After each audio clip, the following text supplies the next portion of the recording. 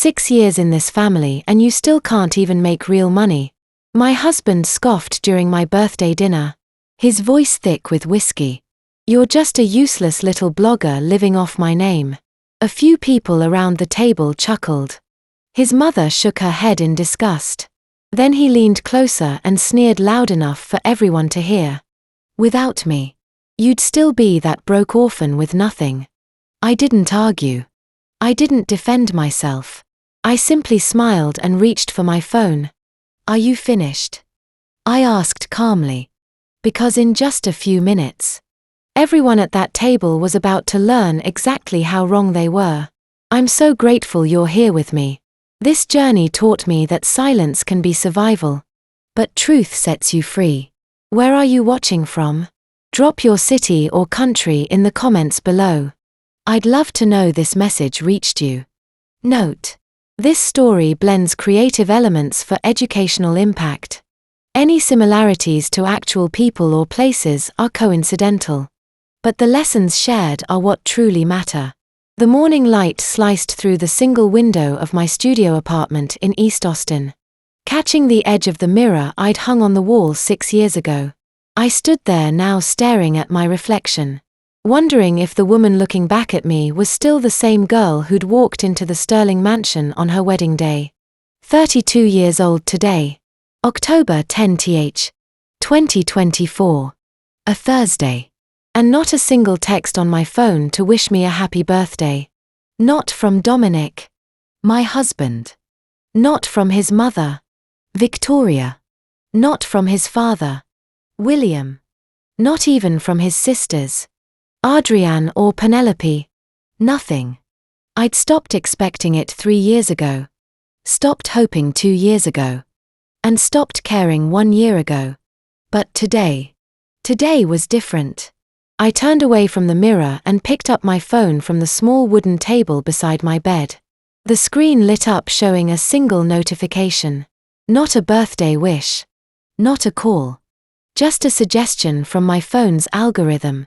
You haven't checked the wandering fork in 2 hours. Would you like to open it? I smiled. The algorithm knew me better than my own husband did. I didn't open the app. Not yet. Instead, I swiped to my messages. One new text from Nina. Today is the day. Are you ready? I typed back without hesitation. I've been ready for 6 years. Na had been my best friend since college. Back when I still believed the world was full of people who cared. She'd been the only one who stood by me after my parents died in 2011. The only one who didn't look at me with pity or try to fix me with empty words. When my life started splitting into 2 versions 3 years ago, the one everyone saw and the one I kept hidden, she became more than a friend. She became my assistant. My partner. The only person who knew the truth. I set the phone down and walked to the small kitchenette. The studio wasn't much. 400 square feet. A bed in one corner. A desk in the other. A tiny bathroom. And a kitchen barely big enough for one person. But it was mine. Paid for in cash. 5 years ago under my maiden name. Bennett. Not Sterling. I poured myself a cup of coffee from the pot I'd made an hour earlier. Then leaned against the counter and stared at the wall. There was a photograph there pinned with a single thumbtack. My parents. Thomas and Sarah Bennett. Taken in the summer of 2010. A year before they died. I was 19 when the car accident happened. A drunk driver. Head-on collision on Interstate 35. Both of them gone in an instant. I remember standing at their funeral in a black dress I'd borrowed from a neighbor. Numb. Surrounded by people I barely knew. My mother's sister came up to me afterward. Told me she was sorry. Then disappeared. I never heard from her again. My father's brother offered to let me stay with him for a few weeks. But I could see the relief in his eyes when I said no. I had nowhere to go. No one to turn to. No savings. No plan. Just grief so heavy I could barely breathe except Walter and Evelyn. Walter Bennett. My father's uncle. A man I'd only met twice before the accident. Once at a family reunion when I was 7 and once at my high school graduation. He was 70 years old. Then a retired French chef who'd spent his life working in kitchens across Texas. His wife Evelyn was 68. Quiet and kind with soft hands that always smelled like lavender soap. They took me in without question. Gave me their spare room in the small house on Maple Street in Hyde Park. Fed me. Let me cry. Let me heal. And when I was ready, Walter taught me how to cook. Not the basics. Not scrambled eggs and toast. The real stuff. The kind of cooking that takes years to master and a lifetime to understand. He'd pull out his old notebooks. Yellowed and stained. Filled with recipes he'd collected over 5 decades. He'd hand me a knife stand beside me at the stove and say in his quiet, patient voice, "You want to know the secret? It's not the ingredients. It's the time. The patience. The love you put into it." Sean. I learned. I watched. I absorbed everything he taught me. And for the first time since my parents died, I felt something other than grief. I felt purpose. And then in March of 2016, Walter died. Heart attack. 77 years old. Gone in his sleep. Evelyn started slipping after that. First it was small things. Forgetting where she put her keys. Forgetting what day it was. Asking me the same question 3 times in an hour. Then it got worse. By 2018, she didn't remember my name most days. By 2020, she didn't recognize me at all. Alzheimer's. I moved her into a memory care facility in Hyde Park. Close enough that I could visit her 3 times a week. It cost $1,800 a month. But I didn't care. She'd given me a home when I had nothing. The least I could do was make sure she was safe, comfortable, and surrounded by people who would care for her when her own mind couldn't. I blinked, pulling myself out of the past and set my coffee cup down. The clock on the wall read 7:15. I had exactly 12 hours and 45 minutes before the dinner at the Sterling Mansion. 12 hours and 45 minutes before everything changed. I walked back to the bed and picked up the small black USB drive from the nightstand. It was no bigger than my thumb. But it held 6 years of evidence. Bank statements. Screenshots. Audio recordings. Video clips.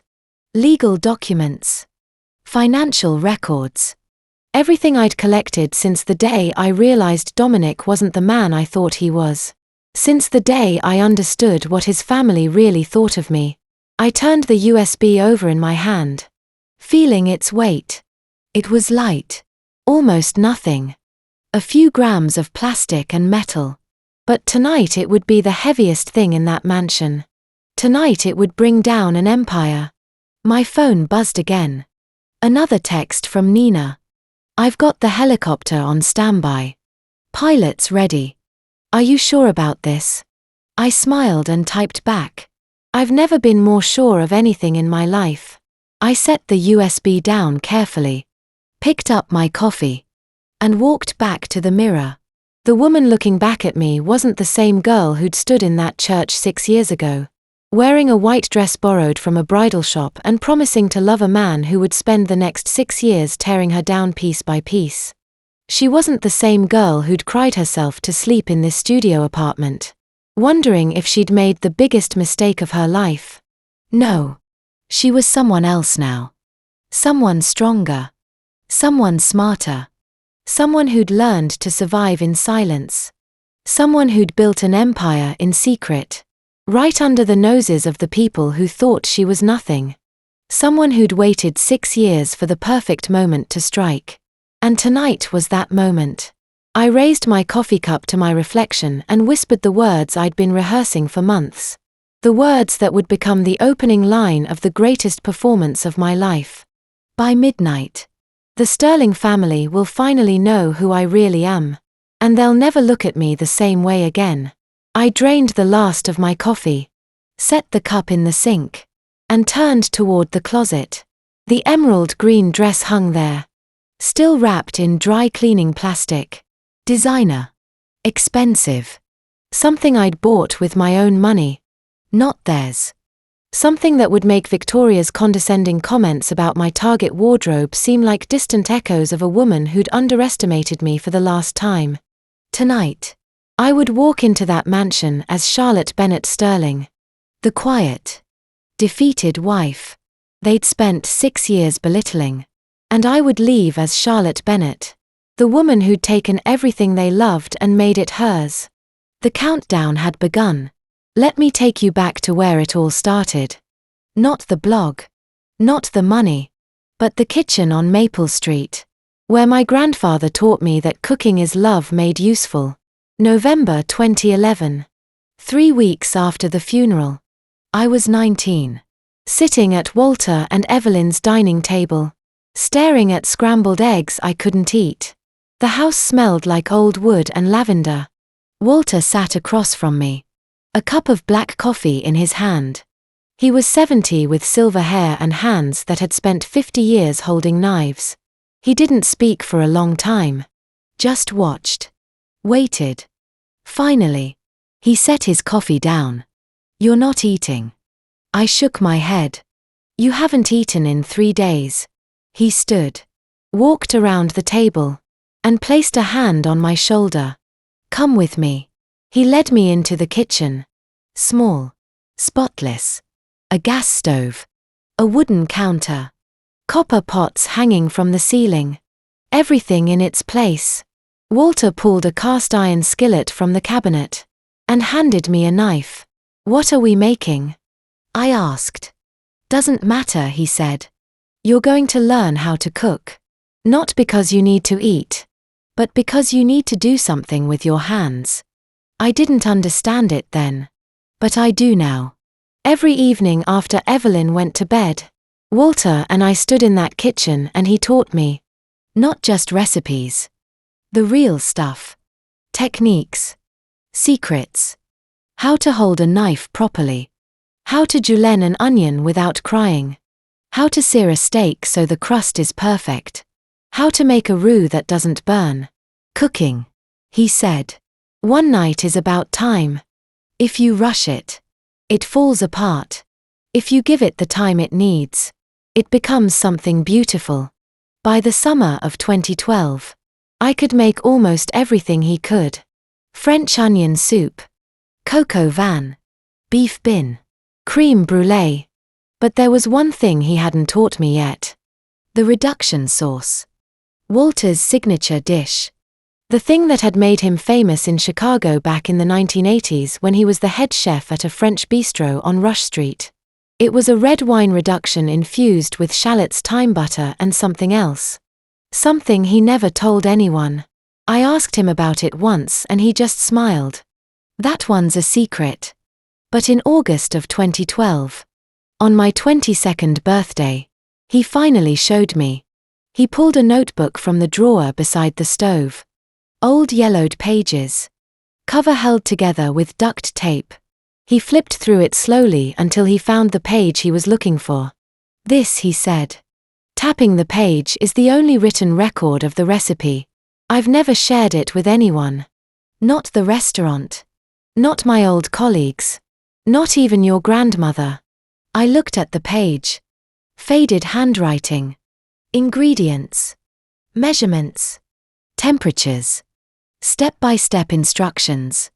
And at the bottom, a single line. "The secret is time and trust." Walter closed the notebook and handed it to me. "It's yours now. Protect it."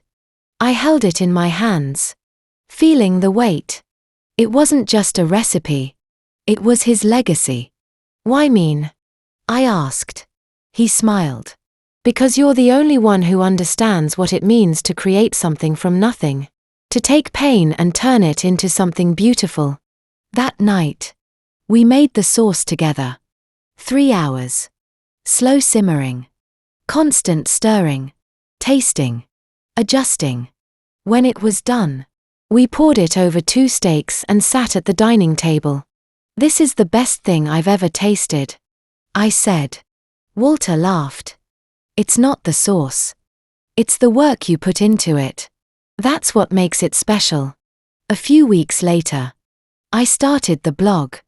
The Wandering Fork. I didn't use my real name. Didn't show my face. Just photos of food paired with essays about life loss and learning to move forward. I posted twice a week. Every Tuesday and Friday. At first, no one read it. Just Walter. He was my only follower for the first 3 months. But he never missed a post. You've got something here, he told me one night. People need this. By the end of 2013, the blog had 10,000 followers.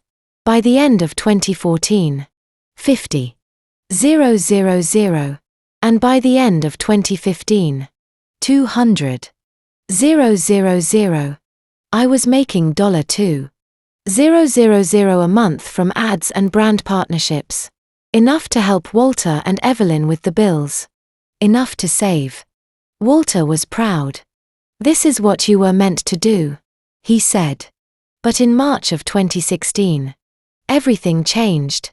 It was a Tuesday morning. I was at the grocery store when I got the call from Evelyn. Charlotte, she said, her voice shaking. Something's wrong with Walter. I dropped the basket and ran. By the time I got to the house, the ambulance was already there. Walter was on the floor of the kitchen, unconscious. Evelyn was kneeling beside him, holding his hand, tears streaming down her face. He was making breakfast, she said. And then he just collapsed. At the hospital. They told me it was a heart attack. A massive one. There was nothing they could do. He died 2 hours later. I sat beside his bed, holding his hand, watching the monitor flatline. Evelyn sat on the other side, silent. He loved you so much, she whispered. That night, I went back to the house on Maple Street. I walked into the kitchen, turned on the light, and stared at the stove. The cast iron skillet was still there. The notebook was on the counter right where he'd left it. I picked it up, opened it to the page with the reduction source, and read the words at the bottom. The secret is time and trust. I closed the notebook and cried. The next day, I wrote a post. Not a recipe. Not a story. Just a tribute to the man who'd saved me, who taught me that life wasn't about what you lose, but what you choose to do with what's left. I titled it The Chef Who Taught Me to Live Again. Within 24 hours, it had 50,000 shares. Comments flooded in, messages from people who'd lost someone, people who were grieving, people who needed to know they weren't alone. It was the first time the blog went viral, and it was the moment I realized that what I was doing mattered. That food wasn't just about taste. It was about connection, about healing, about love made useful. But what I didn't know then, what I couldn't have known, was that someone I would come to trust would steal this legacy, or that I would spend years planning to take it back. They say love is blind.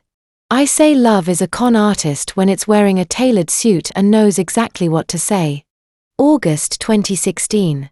5 months after Walter died, I was still grieving. Still figuring out how to live in a world without him. The blog was growing. 200,000 followers. $3,000 a month. Enough to keep me afloat. But I was lonely. I didn't realize how lonely until I met Dominic Sterling. It was a charity gala at the Four Seasons in downtown Austin. One of those black tie events where people write checks to feel good about themselves. I wasn't supposed to be there. Na had convinced me to go. You need to get out of the house, she'd said. You've been locked in that studio for 5 months. Go drink wine. Pretend to be normal. So, I went. I was standing by the bar nursing a glass of champagne when he walked up to me. Tall. Dark hair. Sharp jawline. Suit that probably cost more than my rent. And a smile that made me forget just for a second how much I missed Walter. You look like you'd rather be anywhere else, he said. I laughed. That obvious. Only to someone who feels the same way. He extended his hand. Dominic Sterling. I shook it. Charlotte Bennett. Bennett, he repeated. Any relation to the food blogger? I froze. How did I follow the wandering fork? He said. Your tribute to your grandfather. It made me cry. I don't cry often. I didn't know what to say. No one in my real life knew about the blog. Not even Evelyn. It was my secret. My safe space. I'm sorry, he said. I didn't mean to make you uncomfortable. You didn't. I said. I'm just surprised. He smiled. Well, for what it's worth. You're incredibly talented. What you do matters. And just like that, I was hooked. Over the next 4 months, Dominic swept me off my feet. Flowers delivered to my studio. Dinners at the best restaurants in Austin. Weekend trips to Fredericksburg and Marble Falls. Texts that said things like, I can't stop thinking about you and you make me want to be better. He was attentive.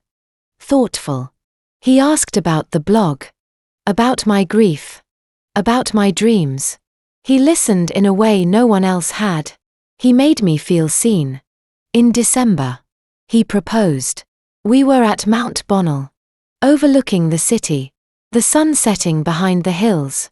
He got down on one knee, pulled out a ring, and said, I know it's fast, but I've never been more sure of anything in my life. Marry me, Charlotte. I said.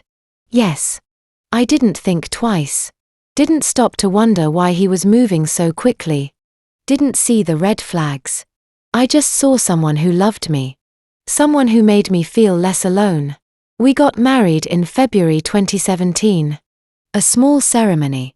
Just his family. Nina. And a few friends. Evelyn was there. But she didn't recognize me.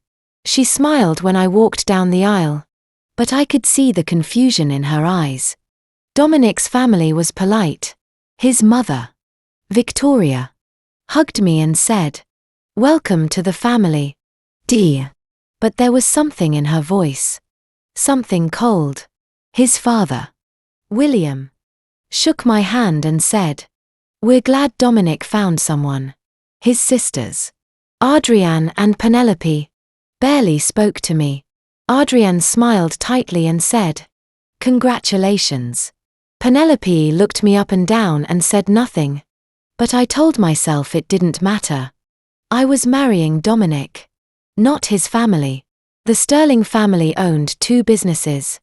Sterling Properties, the real estate development company, where Dominic worked as VP under his father, William, and Sterling House, a struggling French bistro in downtown Austin that his mother, Victoria, had opened back in the 90s. It had been losing money for years. And the family was desperate to save it. So desperate that they'd asked Dominic to help turn it around. Even though he knew nothing about restaurants. 2 months later in April, I cooked dinner for the Sterling family. It was the first time I'd hosted them at the mansion. Dominic had insisted. They need to see you in your element, he'd said. Show them what you're capable of. So, I made a full French meal. Cocoa. Roasted vegetables. And for the main course steak with Walter's reduction sauce. I'd brought the notebook with me. Followed the recipe exactly. 3 hours of simmering. Constant stirring. Tasting. Adjusting. Just like Walter had taught me. When I brought the plates to the table, everyone went silent. Victoria took a bite and looked up at me. This is extraordinary, she said. William nodded. Best thing I've had in years. Even Adrienne and Penelope seemed impressed. Dominic squeezed my hand under the table. I told you, he whispered. You're amazing. That night, after his family left, we were cleaning up the kitchen. Dominic was rinsing dishes and I was putting away leftovers. That sauce, he said. And what's in it? I hesitated.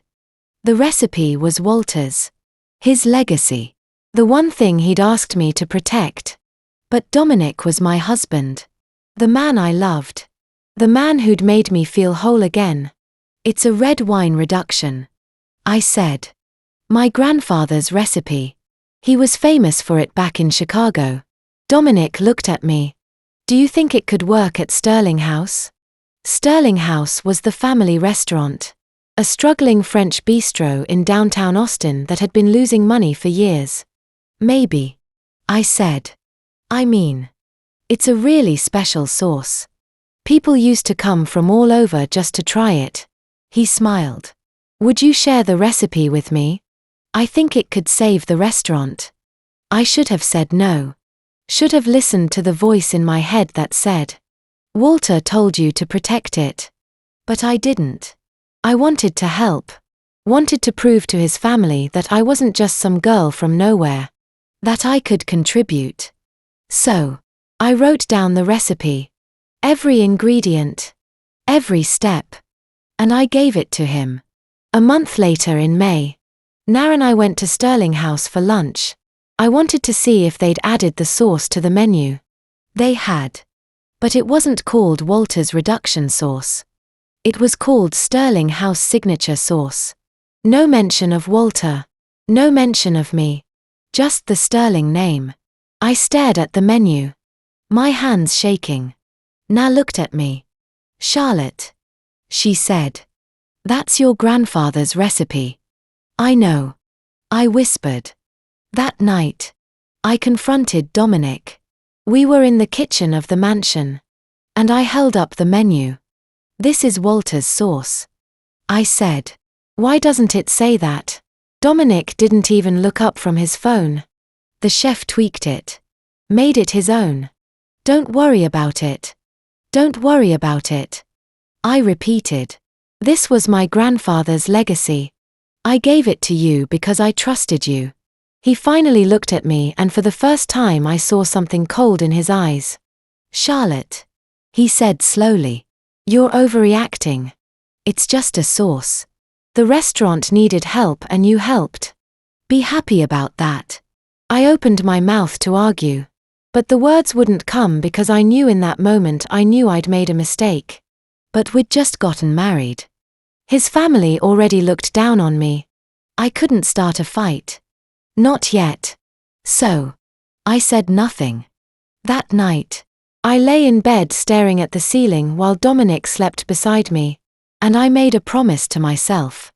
One day, I would take back what was mine. I just didn't know it would take 6 years.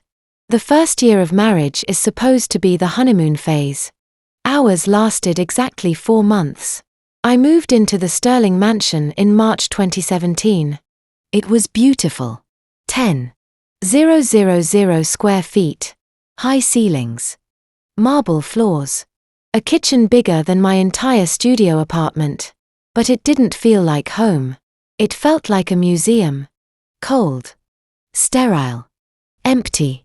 Dominic's room became our room. His closet became our closet. His life became my life.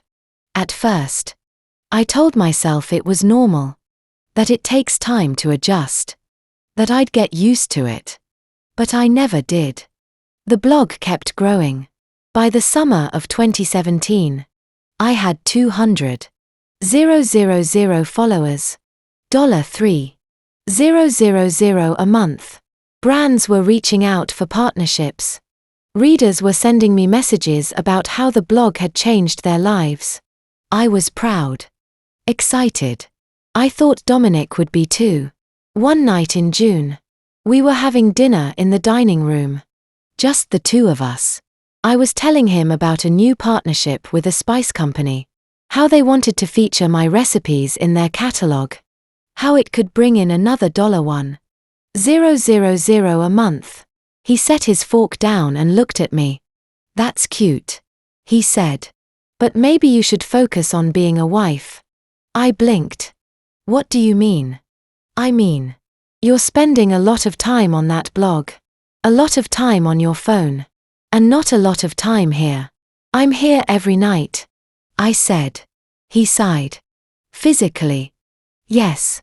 But mentally, you're always somewhere else. I didn't know what to say, so I said nothing. A few weeks later, I made plans to have lunch with Na. We hadn't seen each other since the wedding, and I missed her. I needed someone to talk to. But when I told Dominic, he frowned. Nah, he said. I don't think that's a good idea. Why not? She's a bad influence, he said. Always encouraging you to do your own thing. You're married now. Charlotte, you need to think about us. Not just yourself. Having lunch with my best friend isn't. I'm not saying you can't see her. He interrupted. I'm just saying maybe you should think about what's more important. Your marriage or your friendships. I cancelled lunch with Na. I told myself he was right. That I needed to prioritize my marriage. But the truth was, I was scared. Scared of making him angry. Scared of what would happen if I said no. By the fall, things got worse. It was Thanksgiving. The entire Sterling family was at the mansion for dinner. Victoria, William, Adrian, and her husband, Penelope. All of them sitting around the table talking about business and real estate and things I didn't understand. I tried to contribute. Tried to join the conversation. I just reached 250,000 followers on the blog. I said, it's been amazing. People are really connecting with the recipes and the stories. Victoria looked at me over her wine glass. That's nice, dear. But maybe you should think about real career options or children. William nodded. Blogging is a hobby, not a career. Adrian smirked. How much do you even make from it? $3,000 a month. I said quietly. Penelope laughed. That's barely rent. I looked at Dominic, hoping he'd defend me, but he didn't. He just sipped his wine and said nothing. After dinner, when everyone had left, I was cleaning up the kitchen. Dominic walked in, loosening his tie. You embarrassed me tonight, he said. I stopped scrubbing the pot. What? Talking about your blog? My family doesn't care about that. They think it's a waste of time. And honestly, so do I. You said you loved the blog. I said. You said it mattered. He shrugged. That was before we got married. Things are different now. How? Because now you're a Sterling, he said. And Sterlings don't waste their time on silly hobbies. So do me a favor. Don't bring it up again. I stood there holding the pot, tears burning in my eyes. But I didn't cry. Not in front of him. By February 2018, I'd stopped talking about the blog. Stopped posting as much. Stopped replying to messages. The followers kept growing. But I felt like I was shrinking. One night, Dominic came home drunk. It was late. Past midnight. I was in bed scrolling through comments on my latest post. He stumbled into the room, yanked the phone out of my hand, and threw it across the room. It hit the wall and shattered. You're always on that damn phone, he shouted. What kind of wife are you? I stood up. My heart pounding. Dominic. You're drunk. So what, he said. At least when I'm drunk. I'm honest. You want honesty? You're pathetic. Charlotte. Your blog is pathetic. Your life is pathetic. You're nothing without me. The word hit me like a slap. Pathetic. I'd never heard him talk to me like that before. Never seen that look in his eyes. Cold. Mean. Like I was nothing. I didn't say anything. Just stood there frozen while he turned and walked out of the room. The next morning, he acted like nothing had happened. Made coffee. Asked me how I slept. Kissed me on the forehead before he left for work. Like he hadn't called me pathetic.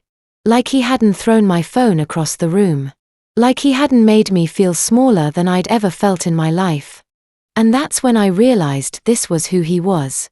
This was who he'd always been. I'd just been too blind to see it. I started sleeping in the guest room that week. Dominic didn't even notice. Or maybe he did and he just didn't care. They say abuse isn't always bruises. Sometimes it's 1,000 paper cuts delivered with a smile over dinner. This is what the next 2 years looked like. May 2018. Family dinner. We were sitting in the dining room. The entire Sterling family. Victoria, William, Adrian, Penelope, Dominic, and me. Victoria sat down her wine glass and looked at me. When are you going to quit that blog? I looked up from my plate. I'm sorry. The blog. She repeated. It's been years. Surely you've gotten it out of your system by now. It's my career. I said quietly. She laughed. A sharp, cold laugh. A career pays the bills. Charlotte. Dominic pays your bills. I didn't know what to say. So I said nothing. September 2018. Shopping with Adrienne. She'd invited me to lunch. I thought maybe she was trying to be friendly. To bond. We were walking through a boutique in downtown Austin when she stopped and looked at my dress. Is that from Target? She asked. I nodded. Yeah. I got it on sale. She wrinkled her nose. Charlotte. You're a Sterling now. You can't wear fast fashion. It reflects poorly on the family. Before I could respond, she pulled a dress off the rack and handed it to me. Here. Try this one. I'll buy it for you. You don't have to. I know I don't have to. She said. But someone needs to teach you how to dress like you belong. I took the dress. Said thank you. And hated myself for it. November 2018. Thanksgiving. We were in the living room about to take a family photo. Victoria had hired a professional photographer. Everyone was gathered around the fireplace. Victoria looked at me and smiled. Charlotte. Sweetie. Would you mind taking the photo for us? I blinked. You want me to take the photo? Yes. You're good with cameras. Aren't you? From all that blogging. I stood there holding the camera while the Sterling family posed together. Smiling. Laughing. Looking perfect. And I wasn't in the picture. February 2019. Valentine's Day. I'd made a reservation at our favorite restaurant. Bought a new dress. Did my hair and makeup. I wanted to surprise Dominic to show him I was trying. When he came home, I was waiting in the living room. Ready? I asked. He looked confused. For what? Dinner. I said. It's Valentine's Day. He sighed. Charlotte. I have a work dinner tonight. I told you this morning. You didn't tell me. Yes. I did. He said. You just weren't listening. You never listen. He left and I sat alone in the living room in my new dress and ordered takeout. July 2019. Lunch with Penelope. She'd invited me to a cafe in Westlake. I thought maybe she wanted to get to know me better. But halfway through lunch, she pulled out her phone and showed me an Instagram photo. A selfie of her at a party. 15,000 likes. Your pasta post got 300 likes, she said. Scrolling through my blog. That's kind of sad. She laughed. Not meanly. But not kindly either. Just dismissively. Like I wasn't worth her time. December 2019. Holiday dinner. This was the worst one. I'd been working on something new. An online cooking academy. A way to teach people the techniques Walter had taught me. I'd spent months planning it. Building it. I was so proud. I mentioned it at dinner. Just casually. I'm launching an online course next month. It's going to be amazing. Dominic looked at me across the table. He'd been drinking a lot. Another project that's going nowhere, he said. Everyone went silent. What I said. You heard me. He said. Another project. Like that cookbook proposal that got rejected. Like the brand deals that fell through. You're a failure. Charlotte. Your blog is a joke. I felt my face go hot. My hands started shaking. Dominic Victoria said softly, "That's enough." But he didn't stop. He leaned forward. His voice louder now. "You want to know the truth? You're pathetic. You think you're building something you're not. You're just wasting time." I stood up, tears streaming down my face, and left the table. Behind me, I heard Dominic laugh. "Can't even take feedback. Pathetic." No one followed me. No one checked if I was okay. I locked myself in the guest room and cried until I couldn't breathe. April 2020. Nighttime routine. This became my new normal. Every night, I'd go to the guest room while the Sterling family gathered downstairs. I could hear them laughing, talking, having drinks in the living room. I was never invited, never included. I'd sit on the bed with my laptop scrolling through my dashboard. The blog, the academy, the brand deals, the numbers. And that's when I saw it. $2.10 million. That's how much I'd made in the past year. From the blog. From the academy. From the spice line I'd quietly launched 6 months earlier, from partnerships and affiliate deals and everything I'd built in secret. $2.10 million. And they had no idea. They thought I was broken. Thought I'd given up. Thought the blog was a hobby that barely made rent. But I was building an empire. Quietly, carefully, in the dark hours when they weren't watching. I closed the laptop and looked at the door. I could still hear them downstairs. Still hear Dominic's laugh. And I smiled because they had no idea what was coming. They thought I was broken. But I was building something they couldn't even imagine. In silence. In secret. In the dark hours they never saw. While they slept. I built. While they mocked. I expanded. When they called me a failure, I'd already become a millionaire. This is how I did it.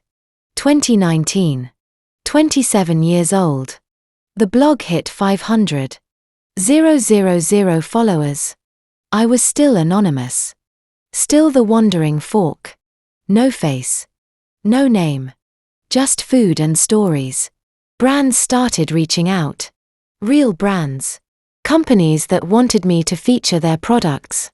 $50,000 for a single campaign. $100,000 for a partnership. I said yes to the ones that made sense. No to the ones that didn't. And I saved every penny. In June, I invested in 3 struggling restaurants. 1 in Dallas. 1 in Houston. 1 in San Antonio. I did it anonymously through a shell company called Culinary Ventures LLC. I owned 60% of each restaurant. Brought in new chefs. Redesigned the menus. Trained the staff. Within 6 months, all 3 were profitable. 2020. 28 years old. COVID hit. Restaurants across the country shut down. But mine survived. We pivoted to takeout, delivery, meal kits. And we thrived.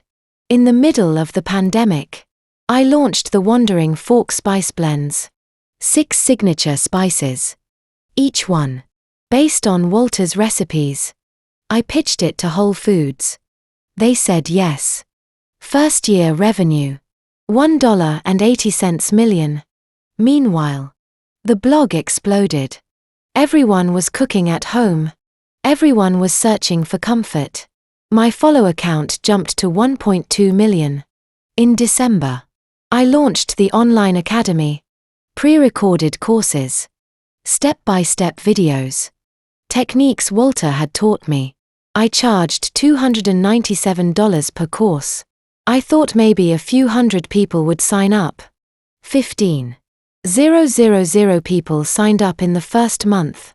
2021. 29 years old. The academy kept growing. By the end of the year, I had 15,000 students. That's $4.4 million in revenue. I wrote a cookbook. Self-published it on Amazon. It hit #1 in 3 categories within a week. Sold 100,000 copies. $1.2 million in royalties. By the end of 2021, my net worth was over $8 million. And no one knew. 2022. 30 years old. The brand deals got bigger. KitchenAid wanted me to design a signature stand mixer. Luz wanted me to create a custom line of cookware. Williams-Sonoma wanted exclusive rights to my spice blends for their stores. Each deal was worth between $500,000 and $1 million. The 3 restaurants were pulling in over $2 million each in annual revenue. The Academy had $25,000 students. The spice line was now in Target and Kroger nationwide. By the end of 2022, my net worth was $22 million. And Dominic still thought I was a failure. On Christmas Eve, we were sitting in the living room. Just the 2 of us. He was scrolling through his phone and I was reading. He looked up and smirked. Still playing food blogger. When are you going to get a real job? I didn't answer. Just smiled and went back to my book. Because he had no idea how I hid it all. In March 2018, I'd switched to filing taxes separately. Married filing separately instead of married filing jointly. Dominic had asked why. My accountant said it helps with your business deductions. I told him something about how your real estate losses can offset better if we file separately. He'd nodded. Dominic worked as VP at Sterling Properties. But he was also trying to save Sterling House, the family restaurant that was barely breaking. Even after using Walter's stolen recipe. Between juggling 2 businesses, he had an accountant who handled all the taxes. He never looked at the returns. Never asked questions. Just signed where they told him to sign. So when I told him filing separately would benefit him, he believed me and he never looked into it again. That decision saved me because from that point on, my income was completely separate from his. My tax returns went to a P.O. box I'd rented in East Austin. My bank statements were paperless and password protected. And Dominic never asked to see them. Why would he? He thought I was making $3,000 a month from a blog. I hired a team. A tax attorney in Dallas. A forensic accountant. A corporate formation lawyer. It cost me $250,000 a year. But it was worth it. They helped me set up a network of shell companies. Legal. Clean. Strategic. Culinary Ventures LLC in Texas managed the restaurants. Bennett Media Holdings LLC in Delaware managed intellectual property and brand deals. Evergreen Capital LLC in Nevada managed investments. Wandering Fork Enterprises LLC in Wyoming managed the Academy. Each LLC was registered in a different state. Each one used a registered agent service to hide my name from public records. Everything was legal. Everything was clean. But it was invisible. In 2020, I created a trust. The Walter Bennett Irrevocable Trust. My lawyer was the trustee. I was the beneficiary. Assets in the trust didn't show up under my name. And if Dominic and I ever divorced, those assets would be protected. I paid full taxes every year. Filed on time. Used a Big Four accounting firm to handle everything. If the IRS ever audited me, they'd find nothing wrong. Everything was above board. But Dominic never saw it because he never asked. The Sterling family was too arrogant to check. They assumed I was broke. Assumed the blog was a hobby. Assumed I needed Dominic to survive. And I let them believe it. Every month, I'd transfer money into savings. Into investments. Into real estate. I bought the studio apartment in East Austin under an LLC. Paid cash. No mortgage. No paper trail. I bought a lakefront property on Lake Travis under another LLC. 6,000 square feet. Private dock. He helipad. $2.10 million. Cash. Dominic never knew because while he was at work closing real estate deals and drinking with clients, I was building an empire he couldn't even imagine. While his family mocked me over holiday dinners, I was signing contracts worth millions. While he called me pathetic, I was becoming one of the most successful food entrepreneurs in the country. And the best part? I did it all in secret. In silence. In the shadows. They never bothered to look into. I had the money. I had the proof. But I needed one more thing. The perfect moment to make them see. Revenge isn't best served cold. It's best served after years of preparation. And it tastes sweetest when the enemy never sees it coming.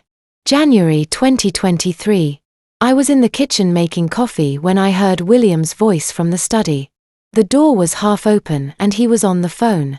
"We need $15 million by March or we're done," he said. "The Lakeway deal fell through and the bank is calling in the loan. If we don't come up with the money, we lose everything." I froze. Sterling Properties was in trouble. Real trouble. Bad real estate investments in 2022 had left the company drowning in debt. I walked away quietly, poured my coffee, and smiled. February 2023. 2 weeks later, William got a call from a company called Evergreen Capital LLC. They were offering a loan. $15 million. 18% interest. 24-month repayment. And if Sterling Properties defaulted, Evergreen Capital would receive 51% equity in the company. William was desperate. He said yes. He had no idea Evergreen Capital was mine. That night at dinner, William was in a good mood for the first time in months. "A silent investor saved us," he said, raising his glass. "A real businessman. Someone who understands how the world works." Dominic nodded. "See. Real entrepreneurs save companies. Not bloggers." I smiled and said nothing. March 2020 to June 2023. Sterling House acquisition. While William was drowning in debt, I was quietly buying up Sterling House. Back in 2015, William had sold 49% of the restaurant to 10 local investors. Small stakes. 3 to 5% each. He'd needed the cash to keep the restaurant afloat. When the pandemic hit in 2020, those investors panicked. They wanted out. They wanted to cut their losses. But William didn't have the money to buy them back. So, I did. I hired a private investigator to identify each investor to find out who was struggling financially, who was ready to sell. In March 2020, I bought 5% from a man named Henderson. He'd lost his job during the pandemic and needed cash. I offered him 20% above market value. He said yes immediately. I did it through Culinary Ventures LLC. My name was nowhere on the paperwork. In August, I bought 4% from a woman named Martinez. She was retiring and wanted to liquidate her assets. I used a different LLC. Bennett Holdings. In December, I bought 6% from the Thompson brothers. Another LLC. Evergreen Capital. Over the next 3 years, I bought shares from 8 more investors. I used 8 different LLCs. Each purchase was small. $50. 000 to $150. 000. Each transaction was under 10%. So, under Texas law, I didn't have to notify William. By June 2023, I owned 47% of Sterling House. Then, I had my lawyer consolidate all the LLCs under one holding company, Culinary Ventures Holdings. William received a notification in the mail. Culinary Ventures Holdings now owns 47% of Sterling House. He called his lawyer immediately. Who the hell is this? His lawyer tried to trace it. Hit a dead end. The LLCs were registered in different states. Different agents. Different addresses. All legal. All clean. But impossible to trace back to me. William was furious. But he didn't do anything because he still owned 51%. He still had control for now. September 2023. The prenup. I pulled out the prenuptial agreement from 2017. The one Victoria had insisted I sign before the wedding. I met with my lawyer. A woman named Diane Carter. Sharp. Ruthless. The best divorce attorney in Texas. Walk me through this. I said. She read the prenup carefully. Then she looked up at me and smiled. This is the worst prenup I've ever seen. She said. For them. Not for you. Why? Because it says all assets acquired before marriage remain separate property. And your empire started before you got married. The blog. The brand deals. The restaurants. The academy. Everything. It's all yours. I leaned forward. What about the Sterling family? Can they claim anything? Not a dime. She said. Texas is a community property state. But the prenup protects you. Everything you earned is separate property. And there's a fidelity clause. A fidelity clause? She pointed to a line in the contract. If either party commits adultery, they forfeit any claim to marital assets. I smiled. Good to know. October 2023. The private investigator. I hired a private investigator. A man named Ray Collins. Former FBI discreet professional. I need you to follow my husband. I said. Take photos. Document everything. You think he's cheating? I asked. I know he is. I said. 3 weeks later. I came back with a file. Photos. Timestamps. Hotel receipts. Dominic and a woman named Jessica. A paralegal at Adrian's law firm. Meetings at the Driscoll Hotel. Kissing in the parking garage. Dinner at a restaurant in Westlake. I looked at the photos and felt nothing. No anger. No sadness. Just satisfaction. This will be useful. I said. November 2023. Grandmother's will. Evelyn updated her will during a lucid moment on November 5th. Peacefully in her sleep. I was the only one at her bedside. A week later. Her lawyer read the will. She'd left me the house in Hyde Park. The one where Walter had taught me to cook. The one where I'd learned to survive. It was worth $2.10 million. There was a note attached. Written in Evelyn's shaky handwriting back when she still remembered who I was. The Sterling family never deserved you. This house is yours. Keep Walter's memory alive. I cried for the first time in years. December 2023. The estate. I bought a property on Lake Travis. 6,000 square feet. 2 stories. Floor-to-ceiling windows overlooking the water. A private dock. And a helipad. 4.2 million cash. I started renovations immediately. An elevator. Wide doorways. A bedroom on the first floor with a view of the lake.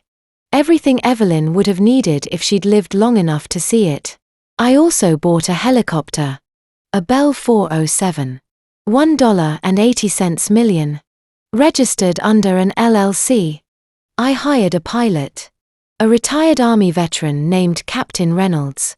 Paid him $200,000 a year to be on call. What's this for? He asked. You'll see. I said. By the end of December. Everything was in place.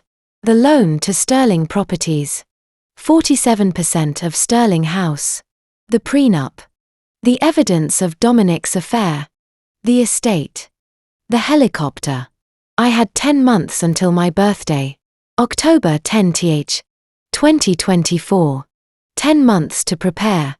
10 months to build the stage for the greatest performance of my life. The last 10 months before my 32nd birthday were the longest and shortest of my life. Every detail mattered. Every move was calculated. January to May 2024. The estate. The renovations took 5 months. The crew worked 6 days a week. I was there every day overseeing every detail. The elevator had oversized buttons. Easy for someone with limited mobility. Easy for someone with Alzheimer's. Evelyn's room was on the first floor. Floor-to-ceiling windows overlooking the lake. A bathroom with grab bars. A walk-in shower with a built-in bench. Soft lighting. No sharp corners. The kitchen was professional grade. 8-burner gas stove. Double ovens. A marble island big enough for prep work. And a custom glass display case for Walter's knives. I had them mounted on velvet. Each one polished. Each one labeled. And at the center, a brass plaque.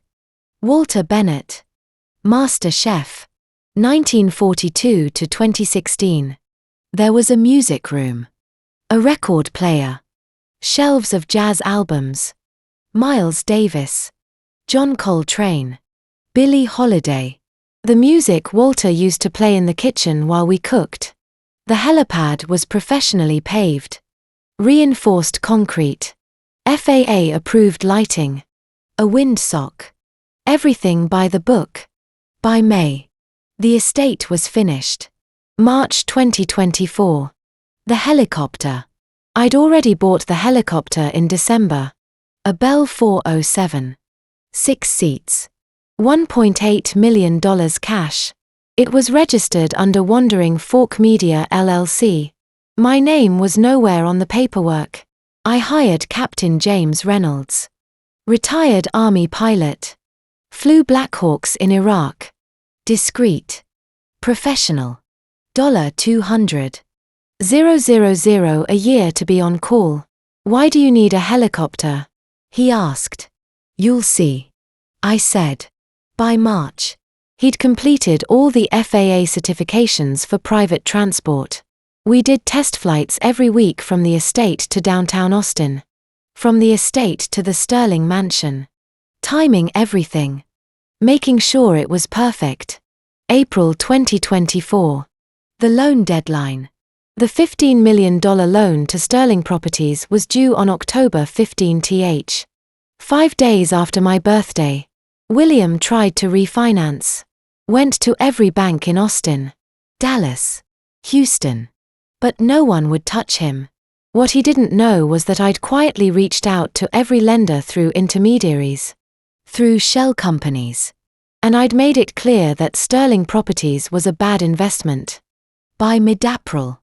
William was desperate. He tried to negotiate an extension with Evergreen Capital. My company. My lawyer told him no. The terms are clear. She said. Full repayment by October 15th or we take 51% equity. William hung up the phone and threw it across the room. I know because Dominic told me about it that night. My dad's losing his mind. He said. Some investor is trying to take over the company. I nodded sympathetic. That's awful. He didn't see the smile I hid behind my wine glass. June 2024. Financial audit. I met with my accountant. Diane ran the numbers. Your net worth is $38.50 million. She said. I looked at the breakdown. Restaurants $9 million. Academy $12 million. Brand deals $8 million. Investments $6 million. Cash reserves $3.5 million. I want to set aside $5 million for Evelyn's care. I said. Even though she's gone. I want to donate it to Alzheimer's research in her name. Diane nodded. I'll set up the fund. July 2024. Sterling House evidence. I met with my lawyer. We went over the Sterling House case. You own 47%. She said. William owns 51. But if you can prove intellectual property theft, you can force a buyout. I handed her Walter's notebook. The original from 1987. Yellowed pages. Faded ink. The recipe for the reduction sauce. This is the proof, I said.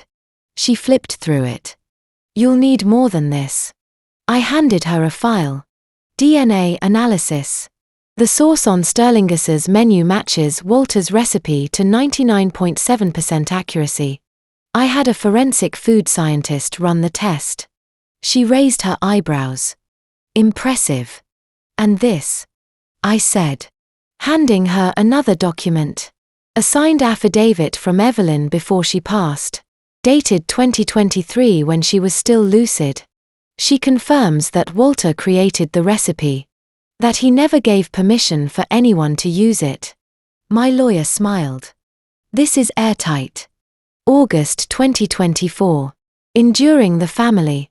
I kept showing up to family dinners, playing the role. The quiet, defeated wife. One night, Adrienne looked at me across the table. You're 31 now. Charlotte. Still doing that blog thing? I smiled. Yes. I enjoy it.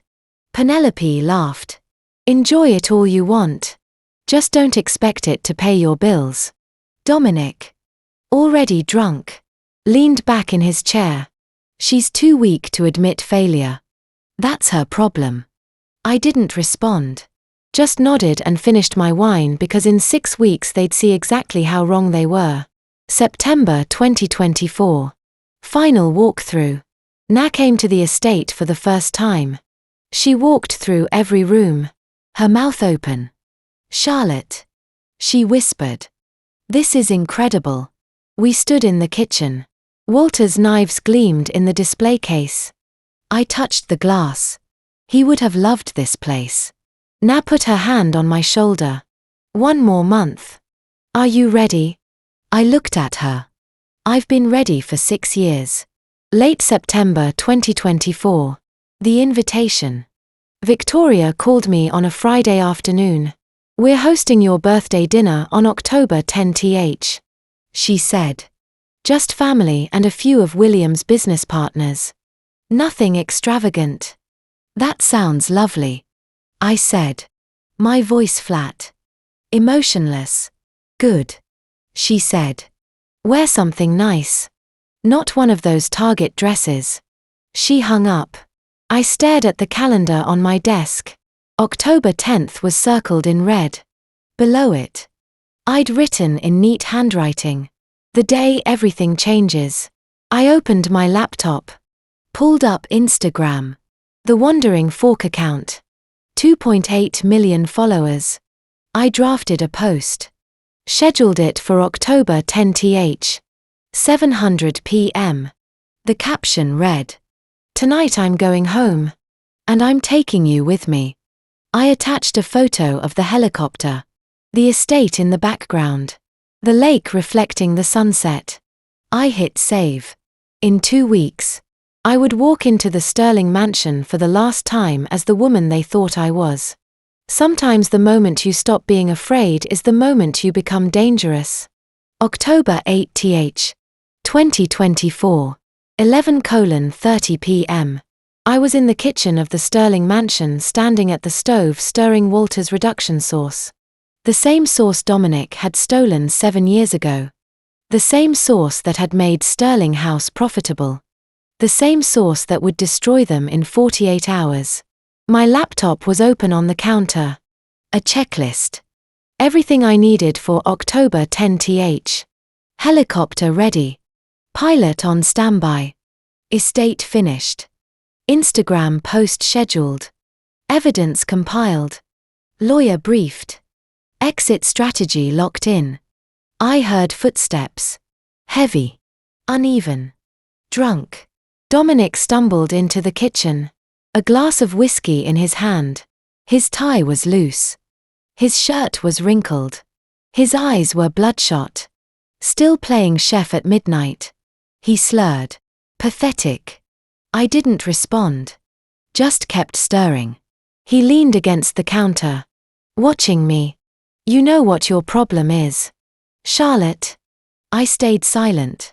You're delusional, he said. You think you're special. But you're not. I kept stirring. Slow. Steady. Just like Walter had taught me. You're just some orphan girl who got lucky because I found you, he continued. I gave you a life. A home. A family. And what have you done with it? Nothing. I tasted the sauce perfect. Just like Walter used to make it. Dominic stepped closer. I could smell the whiskey on his breath. 6 years. He said. 6 years and you have nothing. No career. No money. No friends. Just that stupid blog that no one reads. I set the spoon down. Turned off the burner. And turned to face him. You're right. I said. My voice was calm. Flat. No emotion. He blinked. Surprised. I've spent 6 years doing nothing. I continued. 6 years being the woman you wanted me to be. Quiet. Obedient. Invisible. I took a step toward him. But you know what's funny? Dominic. I said. You have no idea who I really am. He laughed. A sharp, bitter laugh. What's that supposed to mean? I didn't smile. Didn't break eye contact. It means that in 2 days at my birthday dinner, you're going to find out. He stared at me. For the first time in years, I saw something flicker in his eyes. Not fear. Not yet. But uncertainty. Is that a threat, he said. Trying to sound amused from you? This should be entertaining. I didn't answer. Just held his gaze. Get out of the kitchen. Dominic. There was something in my voice. Something he'd never heard before. Cold. Final. Absolute. He hesitated. Then laughed again. You're crazy, he muttered. Turning to leave. Absolutely crazy. He stumbled out of the kitchen, leaving his empty glass on the counter. I stood there alone. My hands shaking. Not from fear. From adrenaline. I picked up the spoon and tasted the sauce again. Perfect. Walter. I whispered. I pulled out my phone and texted Nah. He knows something's coming. He just doesn't know what. She replied immediately. Good. Let him wonder. I looked around the kitchen. The marble counters. The stainless steel appliances. The custom cabinets. Everything pristine. Everything expensive. Everything cold. This house had never been a home. It had been a prison. I walked through the dining room. The living room. The hallway. Every room felt the same. Empty. Hollow. A beautiful shell with nothing inside. I stopped at the base of the staircase and looked up. The master bedroom was on the 3rd floor. Dominic would be passed out by now. He wouldn't even remember this conversation in the morning. But I would. I turned and walked to the guest room on the 1st floor. The room I'd been sleeping in for the past 3 years. I locked the door behind me. The room was small. A bed. A dresser. A single window overlooking the driveway. But it was mine. The only space in this house that belonged to me. I sat on the bed and opened my laptop. Pulled up the Instagram post scheduled for October 10th. 7:00 p.m. The photo of the helicopter. The estate in the background. The lake reflecting the sunset. The caption. Tonight. I'm going home and I'm taking you with me. 2.8 million people would see it. 2.8 million people would watch the Sterling family realize they'd underestimated me. I closed the laptop and lay down. Stared at the ceiling. 2 more days. 2 more days of pretending. 2 more days of being the woman they thought I was. And then I would burn it all down. I thought about Walter. About the night he'd handed me the notebook. The night he'd said, "Protect it." I'd failed him once. I'd given the recipe to Dominic. I'd trusted the wrong person. But I wouldn't fail him again. In 48 hours. The world would know Walter's name. They'd know his story. They'd know what the Sterling family had stolen. And they'd see me for who I really was. Not the quiet, defeated wife. Not the orphan girl with no future. But the woman who'd built an empire in secret. The woman who'd spent 6 years planning her revenge. The woman who'd waited for the perfect moment to strike. I closed my eyes. Tried to sleep. But my mind was racing. I thought about the helicopter. The estate. The knives mounted on the wall. The room I'd designed for Evelyn. Even though she'd never see it. I thought about Nina. The only person who'd stood by me through all of this. I thought about the 3 restaurants. The academy. The spice line. The brand deals. The $38.5 million I'd earned while they called me a failure. I thought about the loan. The one that would come due in 7 days. The one that would give me 51% of Sterling properties when William defaulted. I thought about the 47% of Sterling house I owned. The evidence I had. The DNA analysis. Evelyn's affidavit. Walter's notebook. I thought about the prenup. The fidelity clause. The photos of Dominic and Jessica. Every piece was in place. Every detail was perfect. All I had to do was wait 48 hours. That's all that stood between the woman I'd been pretending to be and the woman I'd always been. Let the countdown begin. The night before you change your life forever. You don't sleep. You remember. You prepare. You say goodbye to the person you used to be. October 9th, 2024. 3:00 p.m. I drove to the house in Hyde Park. The house where Walter had taught me to cook. The house where I'd learned to survive. It was October. The trees were turning gold and red. The air smelled like fall. Tomorrow everything would change. But today, I needed to see her. 3:15 p.m. Evelyn. The caregiver. Patricia. Met me at the door. She's not having a good day. Patricia said quietly. She doesn't recognize much. I nodded. Can I sit with her? Of course. I found Evelyn in the sunroom sitting in her chair, staring out the window. Her hair was white. Her hands were folded in her lap. She looked so small. I sat down beside her. Hi. Grandma. It's me. Charlie. She turned to look at me. Confused. Charlie? Do I know a Charlie? My chest tightened. But I kept my voice steady. Yes. I said. I'm your granddaughter. She blinked. Said nothing. I pulled out a photo album.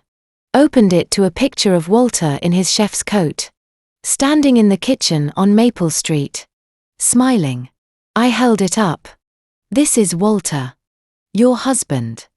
Evelyn leaned forward. Touched the photo with her finger. A faint smile crossed her face. Walter.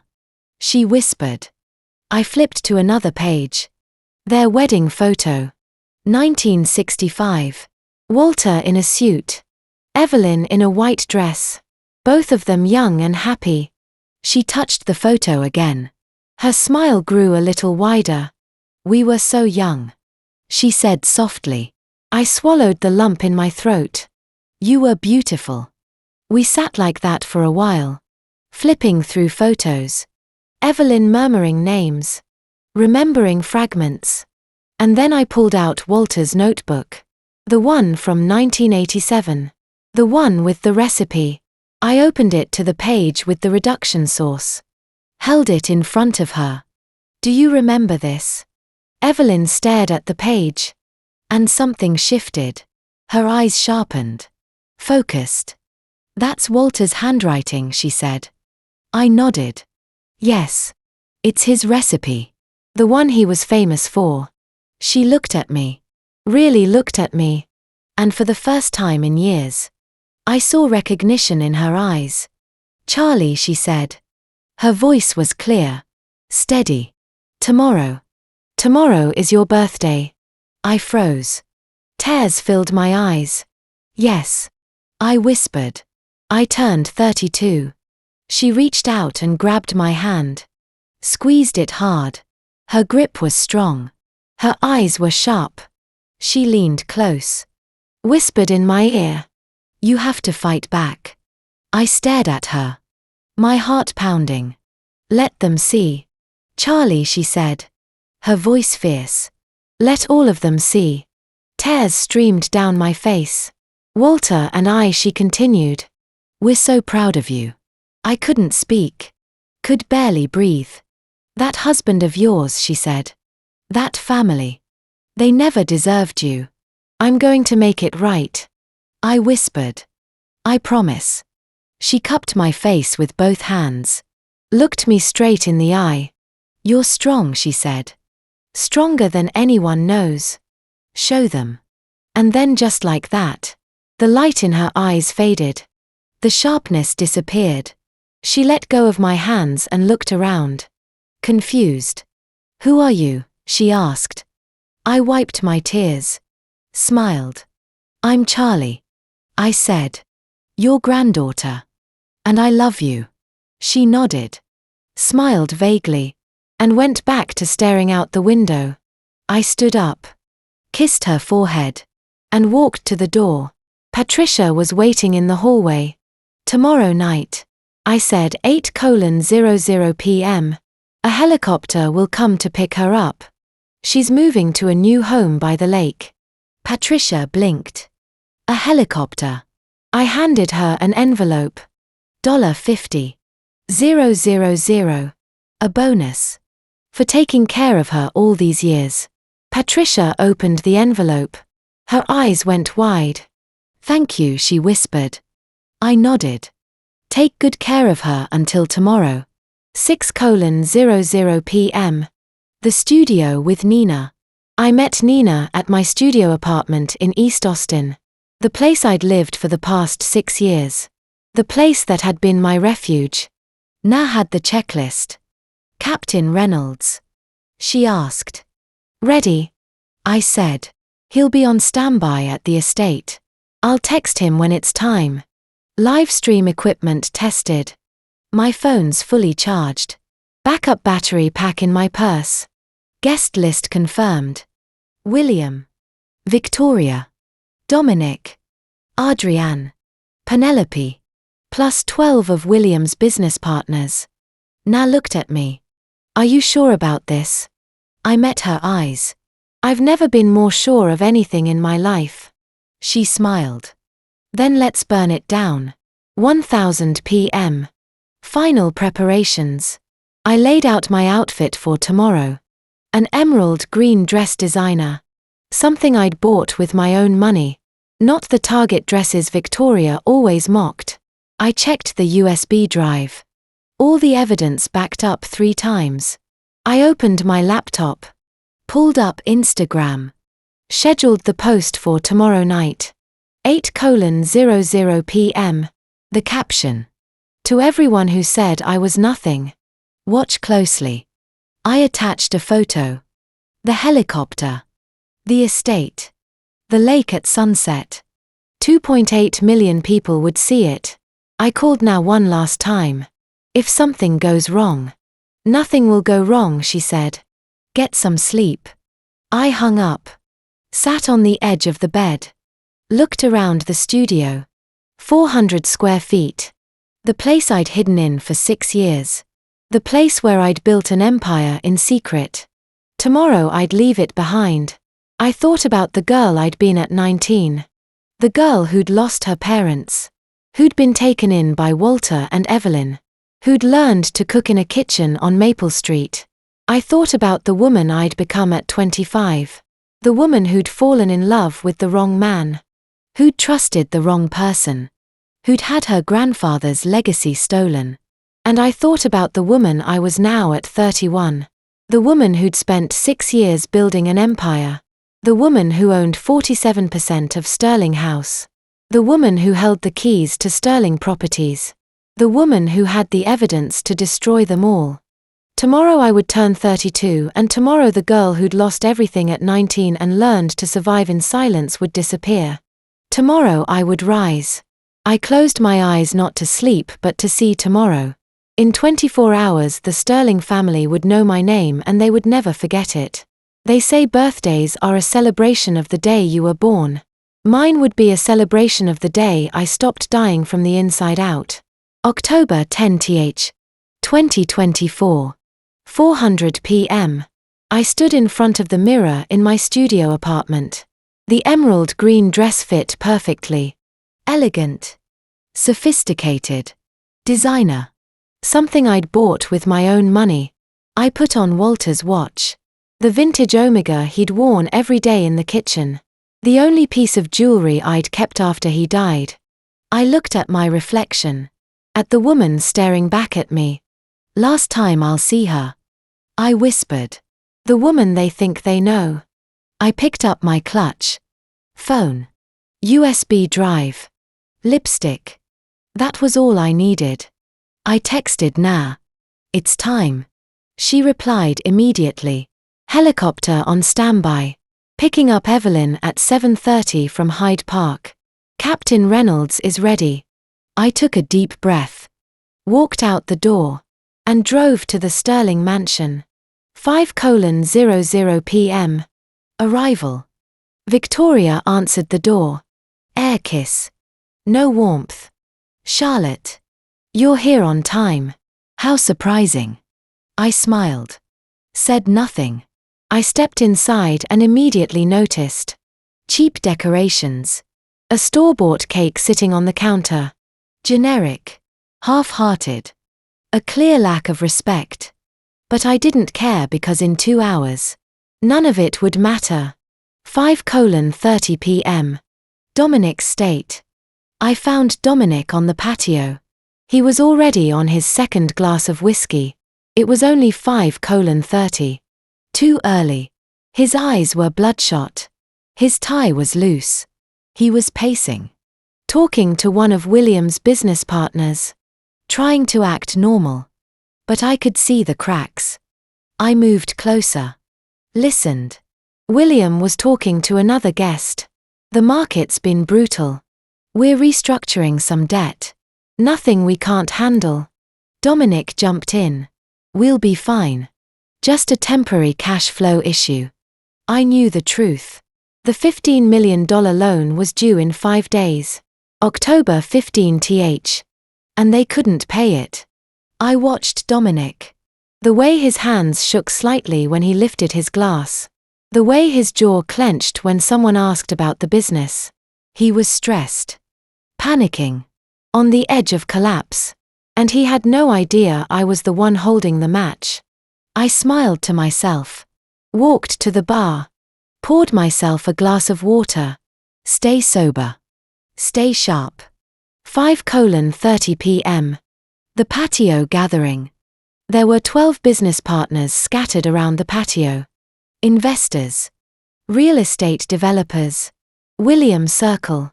I stepped into the group. The conversation quieted for a moment. Then resumed. One of the guests turned to me. A man in his 50s. So, Charlotte. What do you do? I work in food and hospitality. I said. Dominic's voice cut across the patio. Loud. Sarcastic. She means she takes pictures of pasta. Laughter rippled through the group. I smiled. Polite. Controlled. Something like that. But inside, I was counting down the minutes. 6:00 p.m. Awkward conversations. A woman named Mrs. Lopez cornered me by the appetizer table. Any plans for children? Do. Not at the moment. I said. Adrian swooped in. Changed the subject. Steered the conversation away from me. Penelope walked by. Looked at my dress. And smirked. Nice dress. Finally decided to spend some money. Thank you. I said. She rolled her eyes and kept walking. 6:30 p.m. Dinner. We sat at a long table on the patio. Charlotte at one end. Dominic at the far end. As far away from me as possible. The food was mediocre. Catered. Store-bought sides. No effort. The conversation flowed around me. Business deals. Real estate. Market trends. No one asked me anything. No one looked at me. I was invisible. Just like I'd been for the past 6 years. I checked my phone under the table. Na had texted. Everything's set. Helicopter leaves Hyde Park at 7:30. Evelyn's ready. I typed back. Copy. 6:50 p.m. The toast. William stood up. Tapped his glass with a knife. I'd like to make a toast, he said. To Charlotte. My daughter-in-law. Another year older. He raised his glass. Everyone followed. Polite. Perfunctor. No warmth. I raised my water glass. Smiled. Said nothing. 7:00 p.m. The cake. Victoria brought out the cake. Store-bought white frosting. Happy birthday. Charlotte. Written in blue icing. They sang half-hearted off-key. I blew out the candles. Made a wish. Let them see. 7:15 p.m. Dominic's unraveling. Dominic was on his 3rd glass of whiskey. Maybe his 4th. His words were starting to slur. Penelope was scrolling through Instagram. Not paying attention. I checked my phone again. Na texted. Patricia has Evelyn ready. Helicopter landing in 10 minutes. I replied. Understood. 7:20 p.m. The shift. One of the business partners turned to me. So, Charlotte, what are your goals? What do you want to accomplish in the next year? Before I could answer, Dominic spoke up loud. Drunk. Cutting. Goals. He said. Charlotte doesn't have goals. She has hobbies. A few people laughed. Uncomfortable. Uncertain. Dominic stood up. Swayed slightly. Come on. Let's be honest here. The patio went silent. Victoria's smile froze. William looked at Dominic. Adriana's eyes widened. Dominic pointed at me. She's been playing house for 6 years. Playing chef. Playing blogger. But it's all pretend. I didn't move. Didn't react. Just watched. She's got what? He continued. 3,000 followers. 5,000. Who cares? No one's reading that garbage. He took another drink. And now she thinks she's some kind of entrepreneur. But she's not. She's just my wife living in my house. Spending my money. I set my water glass down slowly. Carefully. And you know what the funniest part is? Dominic said. His voice getting louder. She actually thinks she's worth something. But she's not. She's nothing. The patio was dead silent. I stood up. Every eye turned to me. And I smiled. Not a polite smile. Not a nervous smile. A cold, sharp smile that made Dominic take a step back. Are you done? I asked. My voice calm. Steady. He blinked. Confused. I reached into my clutch. Pulled out my phone. And held it up so everyone could see the screen. Because now it's my turn. And just like that, the match was struck. All I had to do now was let him burn it all down before I reveal what happened next at that birthday dinner. The moment that changed everything. I need to know you're still with me. Type the number 1 in the comments if you're ready to see how this unfolds. I want to feel your presence here. And a quick reminder. The story you're about to hear includes creative elements for dramatic impact. Some details may be fictionalized for storytelling purposes. If that's not for you, feel free to pause here. There's a moment in every battle when the enemy hands you victory. You just have to be patient enough to wait for it.